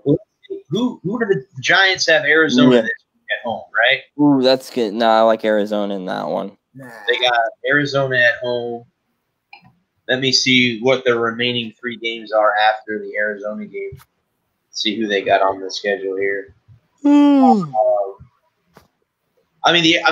thing with the Cardinals is their defense going to show up? And they need a bounce back game. Can they slow Daniel Jones down? Because that's been the issue. If the Giants can get him going, Jones is on his way back. Is he going to play this week or not? I think he is. Then you have. Well, here you go. They play home against Arizona, then home against the Browns. That's going to be a good football game. That game got flexed to Sunday night. It did, yes. I see that. Then they're at Baltimore and then home against the Dallas Cowboys to end the season. So that's a murderer's row, man. They have Arizona, because the Cowboys and Dallas as their because the Cowboys aren't going to lay down for them. No. I could see them collapsing. I could see them going 1-3. 1-3. Their 1 win coming against 2 out of those 4. Arizona. Arizona? Yeah. Okay. So who was after Arizona? Cleveland. Yeah, Arizona. I think Arizona's their best shot to win one. Even though I think Arizona is going to be a tough one, I think Arizona's their best chance to win one. 2-2. I don't think they'll beat Dallas, just because it's Dallas, and they're going to need a win to get to the playoffs. Okay. And the Cowboys aren't going to lay down for the Giants just as much as the Giants. The Giants could be 0-15 and be playing 40 scrubs, literal scrubs, just hospital gowns out there, and nobody in them, just hospital gowns. Right. And they're still gonna want to give the Cowboys a battle. So. All right. So the next team on the list, guys, is the 8-4 Miami Dolphins. Here's who they have left on their schedule. They're playing at home against the defending Super Bowl champion Chiefs. And they're at home against the Patriots, on the road against the Raiders and the Bills. Their final. Ooh, that's tough. 2-2. That's what I was thinking. So they'll finish 10-6 on the Yeah. Okay. There are 2 wins come against 2. New England and Patriots. LA. And Patriots and Chargers. Yeah, Okay. Agreed. So then they'll lose to the Chiefs and the Bills, right? Oh, yeah. Jesus, definitely. Okay. Yeah. Okay. And then the final one, guys, is the Minnesota Vikings, who are 6-6. And let me see if it tells me their final 4 against the Bucks this week in Tampa. They have the Saints also on the schedule. Yep. So you see them going in their final. What do you? Let's see. Hang on a second. Let me look them up real quick. Mm-hmm. I don't think they're going to beat the Bucks on Sunday. That's just I don't think so either. I don't think their defense is good enough to slow down. Even though I know the Bucks are struggling on offense, I don't see the Vikings having a strong enough defense to hold that down enough. It's going to cover Justin Jeffries. That's going to be the key. The Bucks should score 30 points on them easily, but I don't know if that'll happen. But I'm just saying. Right. At Tampa Bay, home against Chicago, at the Saints, and then at Detroit to end the season. 2-2. 2-2. 2-2. So they'll finish 8-8 on the season. They beat the Lions in the. They beat the Lions and the right. And the Bears and lose to the Saints and Bucks. Mm-hmm. Okay. Lions and Bears. Oh my. Right. So here are some trades that these are rumored, guys. Yeah, proposals. Okay. They have David Joquel, or I'm trying to pronounce that name wrong, to the Green Bay Packers. The Browns tight end was a constant trade, so they see him going to Green Bay next year. I know Rodgers doesn't need another damn weapon, but he does. Right. He doesn't really have any wide receivers. He doesn't. He needs a tight end. He really don't have a tight end right now. They have Kyle Rudolph going to the Washington football team, another tight end moving from Minnesota. Yeah, from Minnesota. I could see that happening. Stephon Moore to the Jacksonville Jaguars. Not a snowball's chance in hell. Wow. And here's one. Matthew Stafford, the Washington football team, to be their quarterback. Pay me. You're gonna have to pony up. Yeah, a lot. No. No, that's again. These are what. I'm just No. I understand that. I'm just saying for what? What does Washington have to get Stafford? Matthew Stafford is A, aging. B, Washington doesn't have anything that's worth trade. They're not going to get a top 10 pick. They're not going to get They're probably they might still collapse to get a top 10 pick, but they're probably not going to get a top 10 pick. They're definitely not going to get a top 5 pick. okay. Any assets that they do have.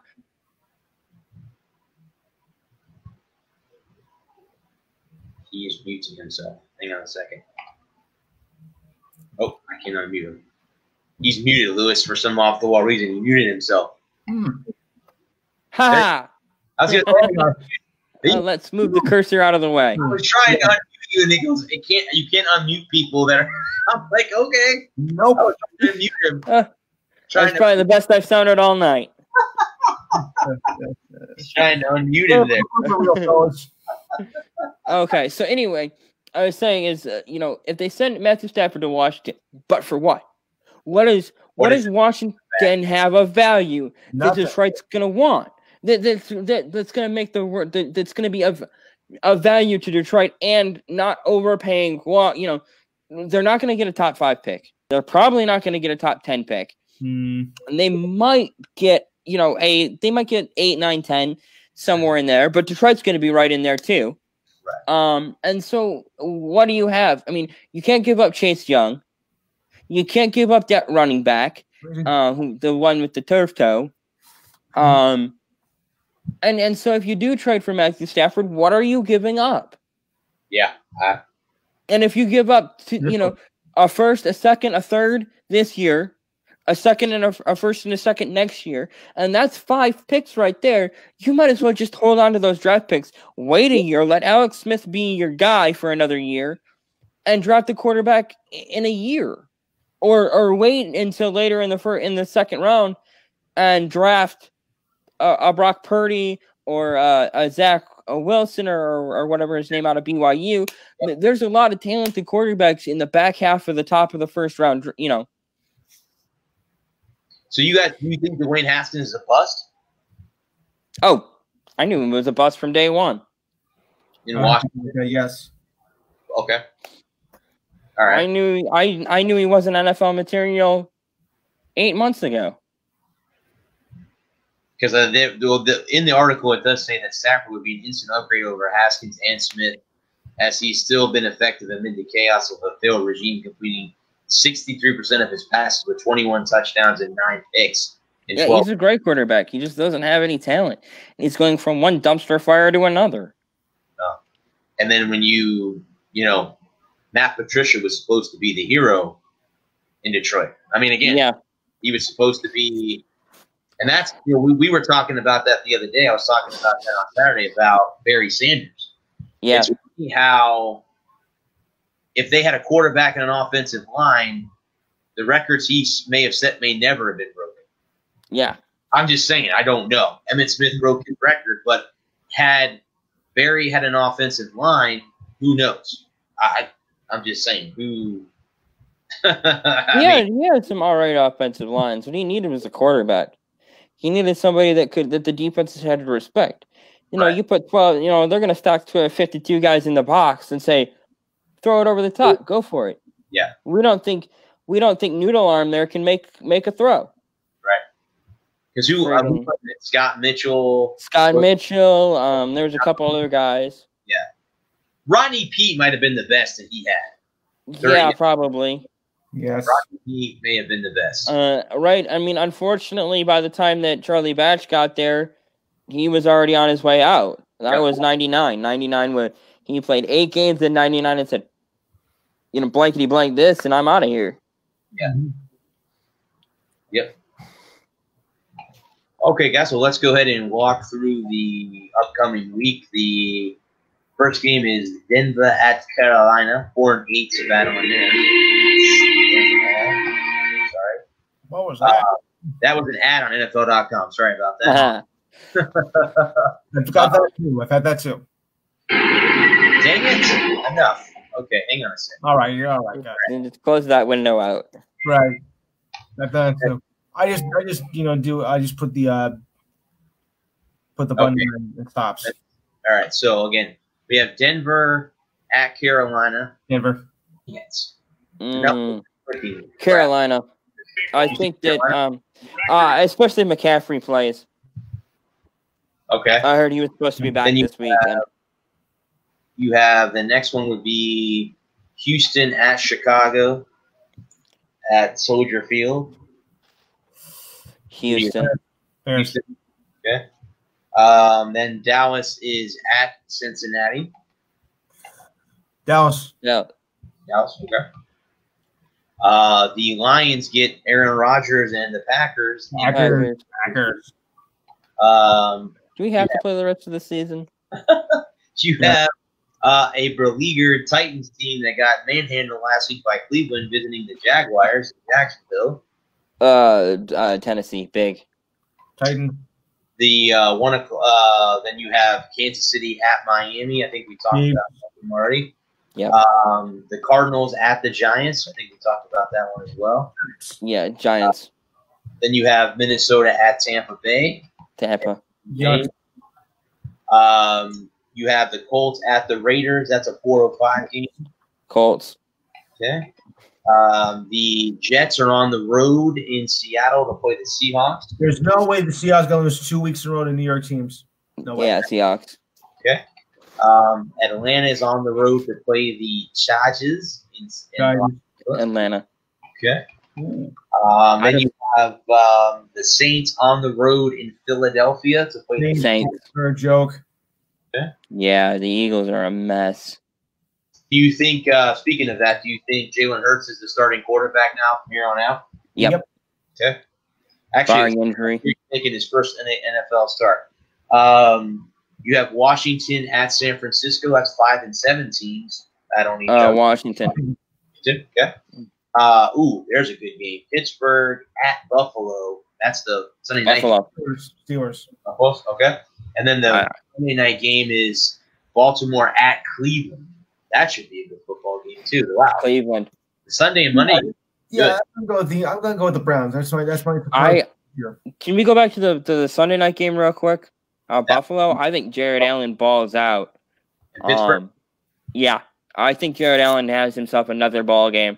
I just that Steelers defense is falling apart. They've got too many injuries to deal with. I like Buffalo. I like Buffalo to get the job done. Is that game in Pittsburgh or Buffalo? It's in Buffalo. It's in. No, that could be a horrible game. They could have 47 foot of snow in Buffalo on Sunday night. So, wow. Well, let's see. Let me see if it gives me the weather forecast for that. Right. I can probably. Hang on a second. Let me pull that up. I know ESPN lists all of the weather forecast for the games. Let me see something here. See what exactly. Oh, and it looks like the former GM for the Red Sox is going to be the GM for the Phillies, Dave Dombrowski. Oh, really? Okay. They just former Tigers GM. Yep. They just inked that deal, I believe. He's finalized. I've got. You got it. Sunday, the 13th. Hold on, it's being stupid here. 43, 19% chance of rain. Gusty winds, though. Welcome to the snow, baby. Welcome to the snow. 20 to 30 mile an hour per winds. Ooh. There goes the passing game. Yep. Josh Allen's got a strong arm. The third time. There goes the passing game. Allen's got a strong enough arm to throw in that weather. Coming out of Wyoming, where you have you can have nasty weather. I'm gonna stay with Buffalo. They've got a decent running game. Pittsburgh's beleaguered on defense. They've got lots of injuries. They lost one of their linebackers last week in the loss to the football team. Mm-hmm. Washington football. Yeah. Which actually, the funny thing is that cost me my football pool, so I'm mad. Yeah. My football pool. I had picked to win. Pittsburgh and Buffalo. Had I had them both win, I would have won, and I didn't win because Pittsburgh, shot themselves in the foot and lost to Washington. Oh, come on. Yeah, I just saw that too. I didn't even realize it was a half anyway. Never mind. Yeah, it's okay. It's all right. It is what it is. You got to get it back there. Get after it in the second half. Right. Just need 2 touchdowns. Do you guys have anything you'd like to add here at the end of the show? I can go another 15 minutes. I don't know. That's what I'm saying. Is there anything you guys? I mean, we can talk. That's fine with me. I just nothing in particular that comes to mind. I mean, we said I'll ask you about that then. What do you think about Dombrowski to the Phillies? Well, the Phillies have been, remiss, and I think they could use him as in charge of operations because that team needs a lot of help. So I think it's going to be a good move. Oh, and by the way, thanks for coming on the show on last Saturday. Yeah. Okay, thank you for reminding me because I heard the dumbest hot take I've ever heard. Yeah. While I was on your show. I'm not sure which one of your callers suggested it, but he suggested that the Patriots should fire Belichick. I'm all for it. I know you're for it, but it's only because you're a Jets fan. Right. I think I know who it was too. So yeah, I don't. Not to name any names, but I was like, I know. I think I know who it is. So that was the dumbest hot take I've heard all year. We were talking about this, so I guess we can jump into that a little bit. And you had the 4 coaches they thought were on the hot seat, and of course, Adam Gase, yes, Maloney, bullshit. They're down in. He's gone. And then I forget who the other 2 were, but the name that I wanted to throw out there was McCarthy in Dallas. I think he gets the axe in January. He's on that list. Do you know who they're bringing in? I'll tell you who there's going to be the replacement. Lincoln Riley. You think so? Why? Like that. Lincoln Riley is a terrible head coach. Why? Because he's garbage. They need a blue blood right out of Oklahoma, and Jerry Jones can get the highest coach he can get out of college, pluck him to be an NFL coach. You watch if they don't get Lincoln Riley. I'll again, I'm not going to put my life on it or anything, but I'll put a 20 on it. I guarantee you he'll be in the running. It'll be Lincoln Riley. That's what they've been talking about on local radio. And you think so? It'd be Abe Lincoln. Yeah.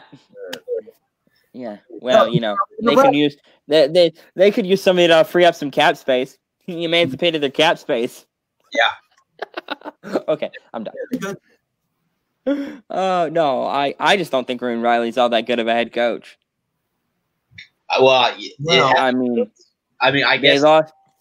guess the style of offense that they play at Oklahoma, I guess will fit Dak Prescott more. Yeah, I can agree with that. Yeah, that's why he would be one of those guys you want to bring in. Will that happen? I don't know.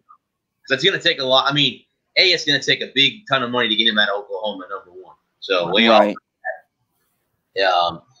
And Dallas has the money, so it's not like they don't have it. Right. But I agree with you. I think Sherman or Mike McCarthy's gone. I think he's gone too. I think he's gone. Doug Maroon is definitely gone. Gase is going to be. Gase should never come coach the NFL again. He should just be gone. He shouldn't even coach water boys. Yeah. So he's and I gotta step up to the plate and take my medicine on Adam Gase. I thought he deserved another chance after the debacle in Miami. I thought Miami was a mess, a shit show. Adam Gase is a terrible head coach because I looked at what happened with Ryan Tannehill when he left Miami. I thought, okay, well maybe Adam Gase can take the similar step. No, absolutely not. I mean, I don't know how you take a step back from the Hindenburg disaster, but you managed to. Yeah, sure. Well, and you could see how better Miami's been under Brian Flores. So that's absolutely. He's one of the few Belichick disciples that's actually had a halfway decent start to his coaching career. Him and the guy in Tennessee. Was Vrabel ever on his staff in New England? Oh no, I'm sorry, but you're right. He's a player. I'm sorry. Yeah. You're right. He wasn't on staff. He was a former player. That's what I thought you meant. I meant former staff members. Okay. Yeah, no. Because Josh Daniels, Matt Patricia, Josh Daniels will be the head coach of Tampa next year. I'll put money on that. Yep. You think so? I'll put money on it. I don't see Arians going anywhere. They'll force him out. Tom Brady will get rid of him. It's just everything is run down here by Tom. Tom runs the show. He wants this, it happens. You want that, it happens. Well, I can't say that Arians has been a good fit for him.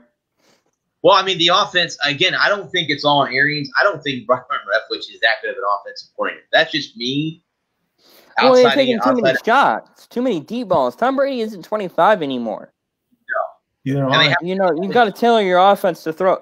That is one thing I've always said about Bill Belichick is he's great at reorganizing his playbook every year to fit the personnel that he has. Right. Well, and then they have a decent running game down here too, which they haven't had in a long time. Yeah. So I mean, I'm gonna pat myself on the back a little bit here. I told you back in the draft that Dobbins and Taylor were going to both be excellent, and they've been excellent. Dobbins is the leading rusher there in Indiana. That's right. Indianapolis. Colts. That's and right. Taylor went to the. No, got it it's the other way around. Yeah, my bad. Dobbins is in Baltimore. Yep. Yep. It's still the Colts. You can call them the Colts. That's where the Colts started in Baltimore anyway. Right.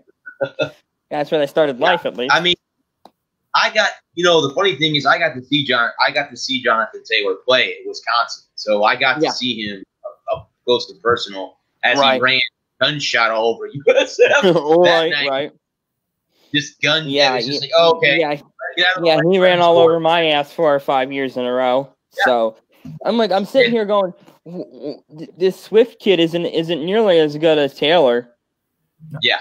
Now at Georgia, it's like, why would you pick him? He's not nearly as good as Taylor, and he's certainly not better than Dobbins. Dobbins was a much better receiver out of the backfield than anybody wanted to give him credit for.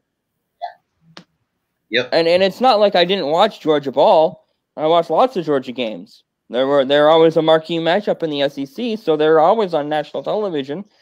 And I'm just sitting here going, why are you not picking Dobbins or Taylor? Well, I was hoping that maybe because when the Bucks were picking, I thought, there we go, Taylor here would be great. It would have been a beautiful pick. Yeah, and Indianapolis got him, and the rest is history. As they say. Because the funny thing is, the Colts have another good running back in Marlon Mack, who's a former USF Bull. He got hurt, so Taylor, who's been carrying the load, for Indianapolis, which is good because they have a good running game. Take the pressure off Phillip Rivers. He's not having to the ball as much. Yep. So that helps when you have a good running game. And again, not to mention that the Bucks have a decent running game. Ronald Jones had a 200-yard game this year. I don't know why they don't feature the Rock. He's been doing pretty good. I mean, he's not absolutely not a bad running back. What happened to Leonard Fournette? I mean, he kind of fell off the face of the earth. He's gone backwards since he got hurt.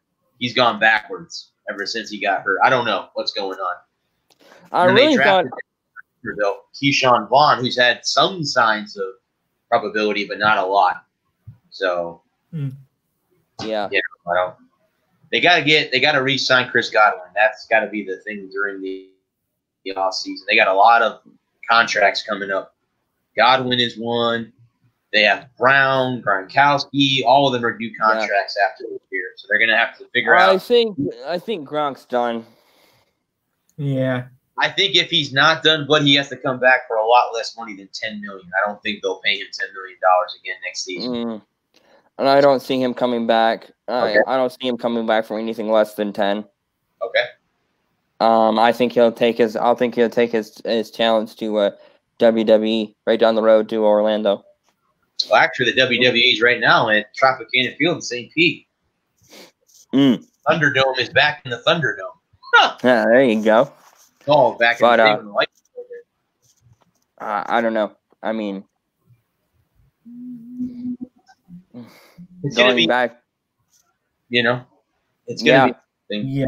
Who goes where? Do you think Taysom Hill is the future in New Orleans? Or are you not sold on him? It's possible. I mean, the only thing with him is, can he throw 30 times a game if he just can't run? That's going to be the question. Right. Can he throw the ball accurately?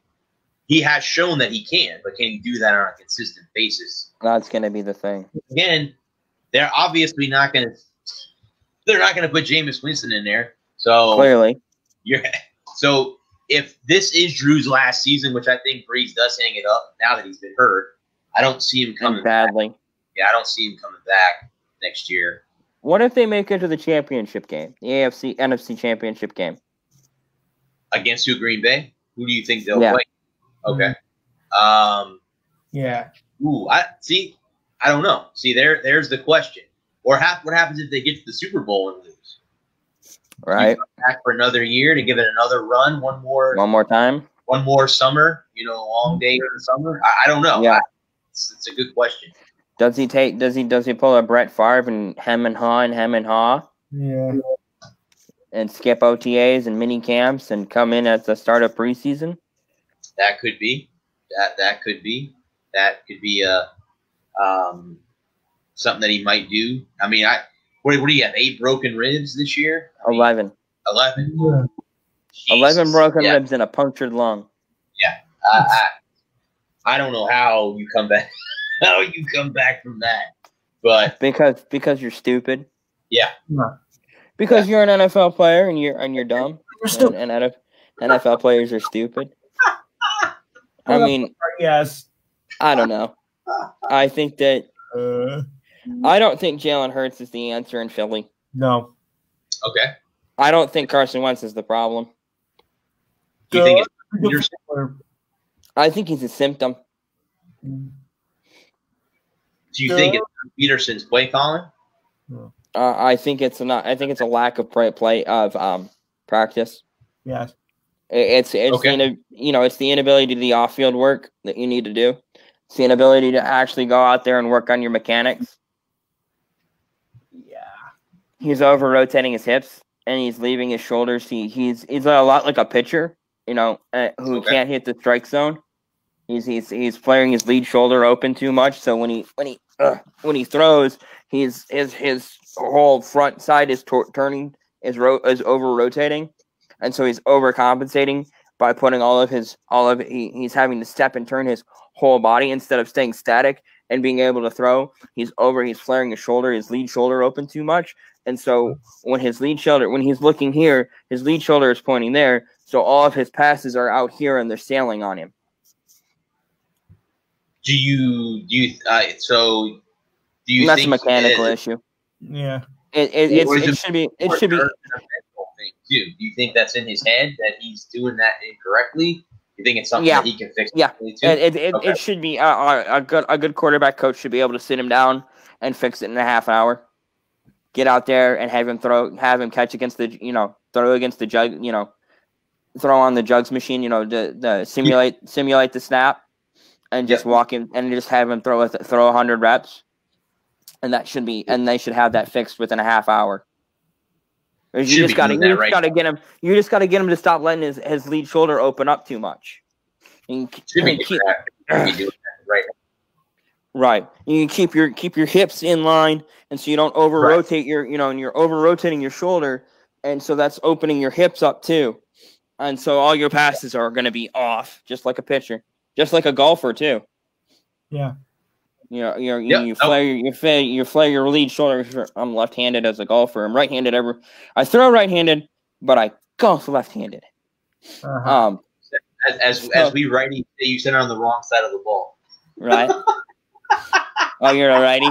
Mm-hmm. I'm a righty. Yeah. So we always it's you know what? If you play the game, I give you props. I mean, it's not for everybody. No, I've had people tell me that I waste my time. You're playing a sport that you're wasting your time. Also, good walk ruined. Right. That's it. As who was it that said that? Mark Twain said that. Mark Twain said that a golf is good walk spoiled. Right. Good walk spoiled. He phrased it, but I've been playing since I was 5. My late uncle, who passed away on Christmas Day, 5 years this year, from brain cancer. So. Cancer is a bad word in my neck of the woods. I don't. Right. Same with me. 3 members, I think, to cancer in my family. And Lewis lost a good friend and a good podcaster. I remember getting a chance to talk to him before he passed away. He was on Betty's show, and I miss her. I hope she comes back too. She's got next month. Good. Now, how is she doing, Lou? She had cancer too, right? Yes. She okay. She's doing better. Okay. She's responding, so I think it's a go. And she's got to try on my show next week. I hope. She's been trying to get me on. I hope to get her on here too. It would be nice to have her pop in and talk. The woman who brought her. There you go. Cool. Cool.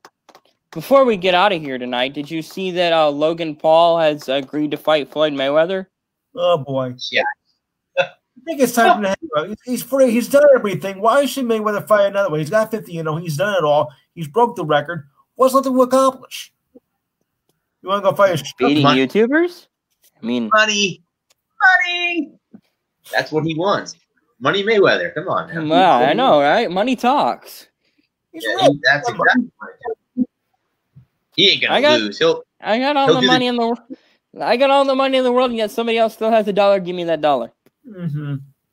He'll do the same thing he did. Gentlemen, the password is read. Oh. We're not doing it for money. We're doing it for a shit ton of money. The same thing he did in McGregor. He'll carry the fight for a couple rounds, and then he'll throw his fist and knock him down, and it'll be over. McGregor. Yeah. So Logan Paul will be like, "Oh, I'm gonna win," and bam, he gets on his ass. That'll be it. It'll be over, just like that. So, just like that. Yeah. Like Nate Robinson looking up at the ceiling. Yep. Good night. That won't happen. No. Logan will be the Nate Robertson in that scenario. Oops. Yep. Yeah. Anything else you guys want to talk about before we get off here? Good. Good, Lewis. Anything you want to talk about? No, Go ahead, Lewis. I know you have a show coming up on Saturday, so be more than welcome to go ahead and take the stage. Oh yeah, I do have a show. That's right. It's called the I Hate Creighton Fan Club, or otherwise known as. You mentioned that while you were out. He eats great. He eats great. Yep. Yes, with a pack. Otherwise known as the Enhanced Sports Show. Saturdays 5 to 7 p.m. Eastern Time. We got a plethora of stuff to talk about. We're going to talk about the boxing match that took over this place this past weekend as well. We'll do part 1 of the college football bowls. We'll also look at the NBA preview since that's going to tip off very soon. Thank goodness. We'll also dabble with the hockey and see if it's actually going to take off on January 13th. Hopefully. Our NFL and college football picks for this week. So if you got a chance on Saturday between 5 and 7, call the show, 512-543-4662.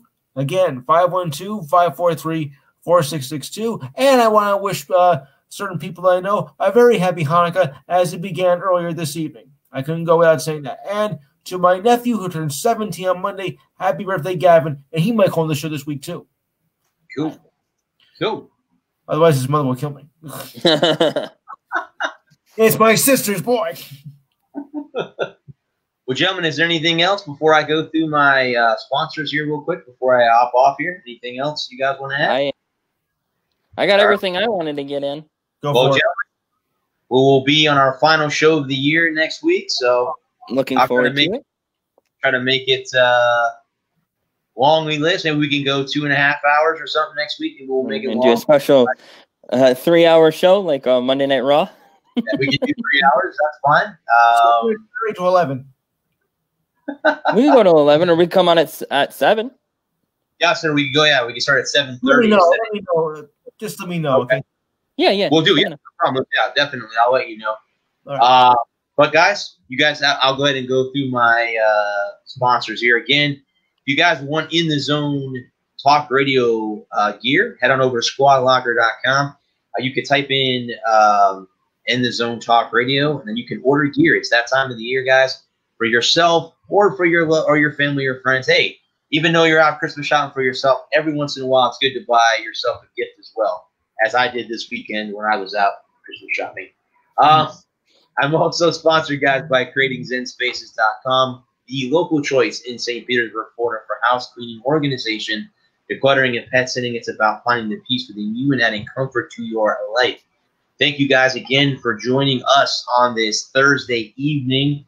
It's been a blast again. Guys, our last show will be next week for the year. Don't think I said the last show forever. The last show for the year of 2020.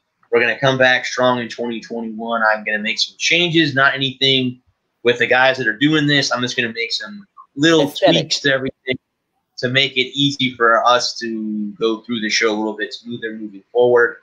But with that, I want to give a shout out to the nurses, doctors, and essential workers. You guys are the true heroes through this pandemic that has started since March.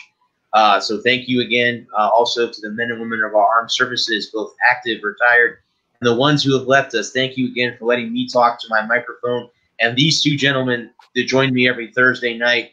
We appreciate everything you've done, all your sacrifices for us. And then again to our police officers, firefighters, paramedics, our domestic soldiers here locally. Thank you guys for keeping us safe here. With that, guys, I love everybody that stopped in here. Even if you were in here just for a second to listen to us, hopefully we were able to take your mind off of everything that's going on out there. COVID numbers are on the rise again, unfortunately. We have the holidays right around the corner. I mean, Jesus Louise, we're 2 weeks away from Christmas, right. 3 weeks away from New Year's. Yeah. So it's coming up pretty close. But anyway, guys, thank you guys again. I love everybody that stopped in here. And again, also, guys, if you want to know, I do have a YouTube channel called The Sports Podacsr Brad Walker. This show will be on that. If you don't get a chance, you can watch it on Facebook or watch it on YouTube.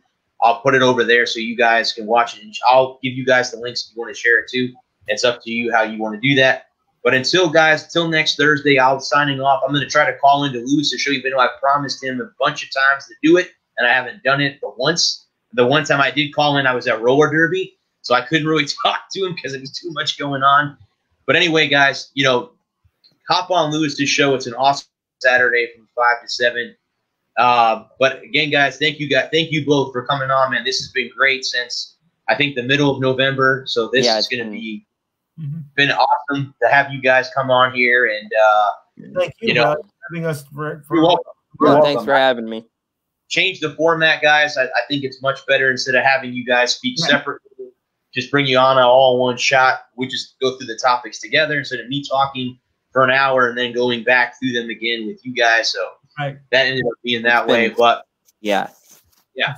But until then, guys, this is the Sports Sir Brad Walker. This has been the Walker Report, part of In the Zone Sports Radio. Until next Thursday, everyone stay safe out there. Wear your mask. Whatever your state requirements are, or country requirements, in case you're listening outside of the U.S., stay safe out there. Everyone, we stay safe for the holidays. But until then, guys, this is me checking out. Peace. Have a good night, guys. Just be careful out there. So long.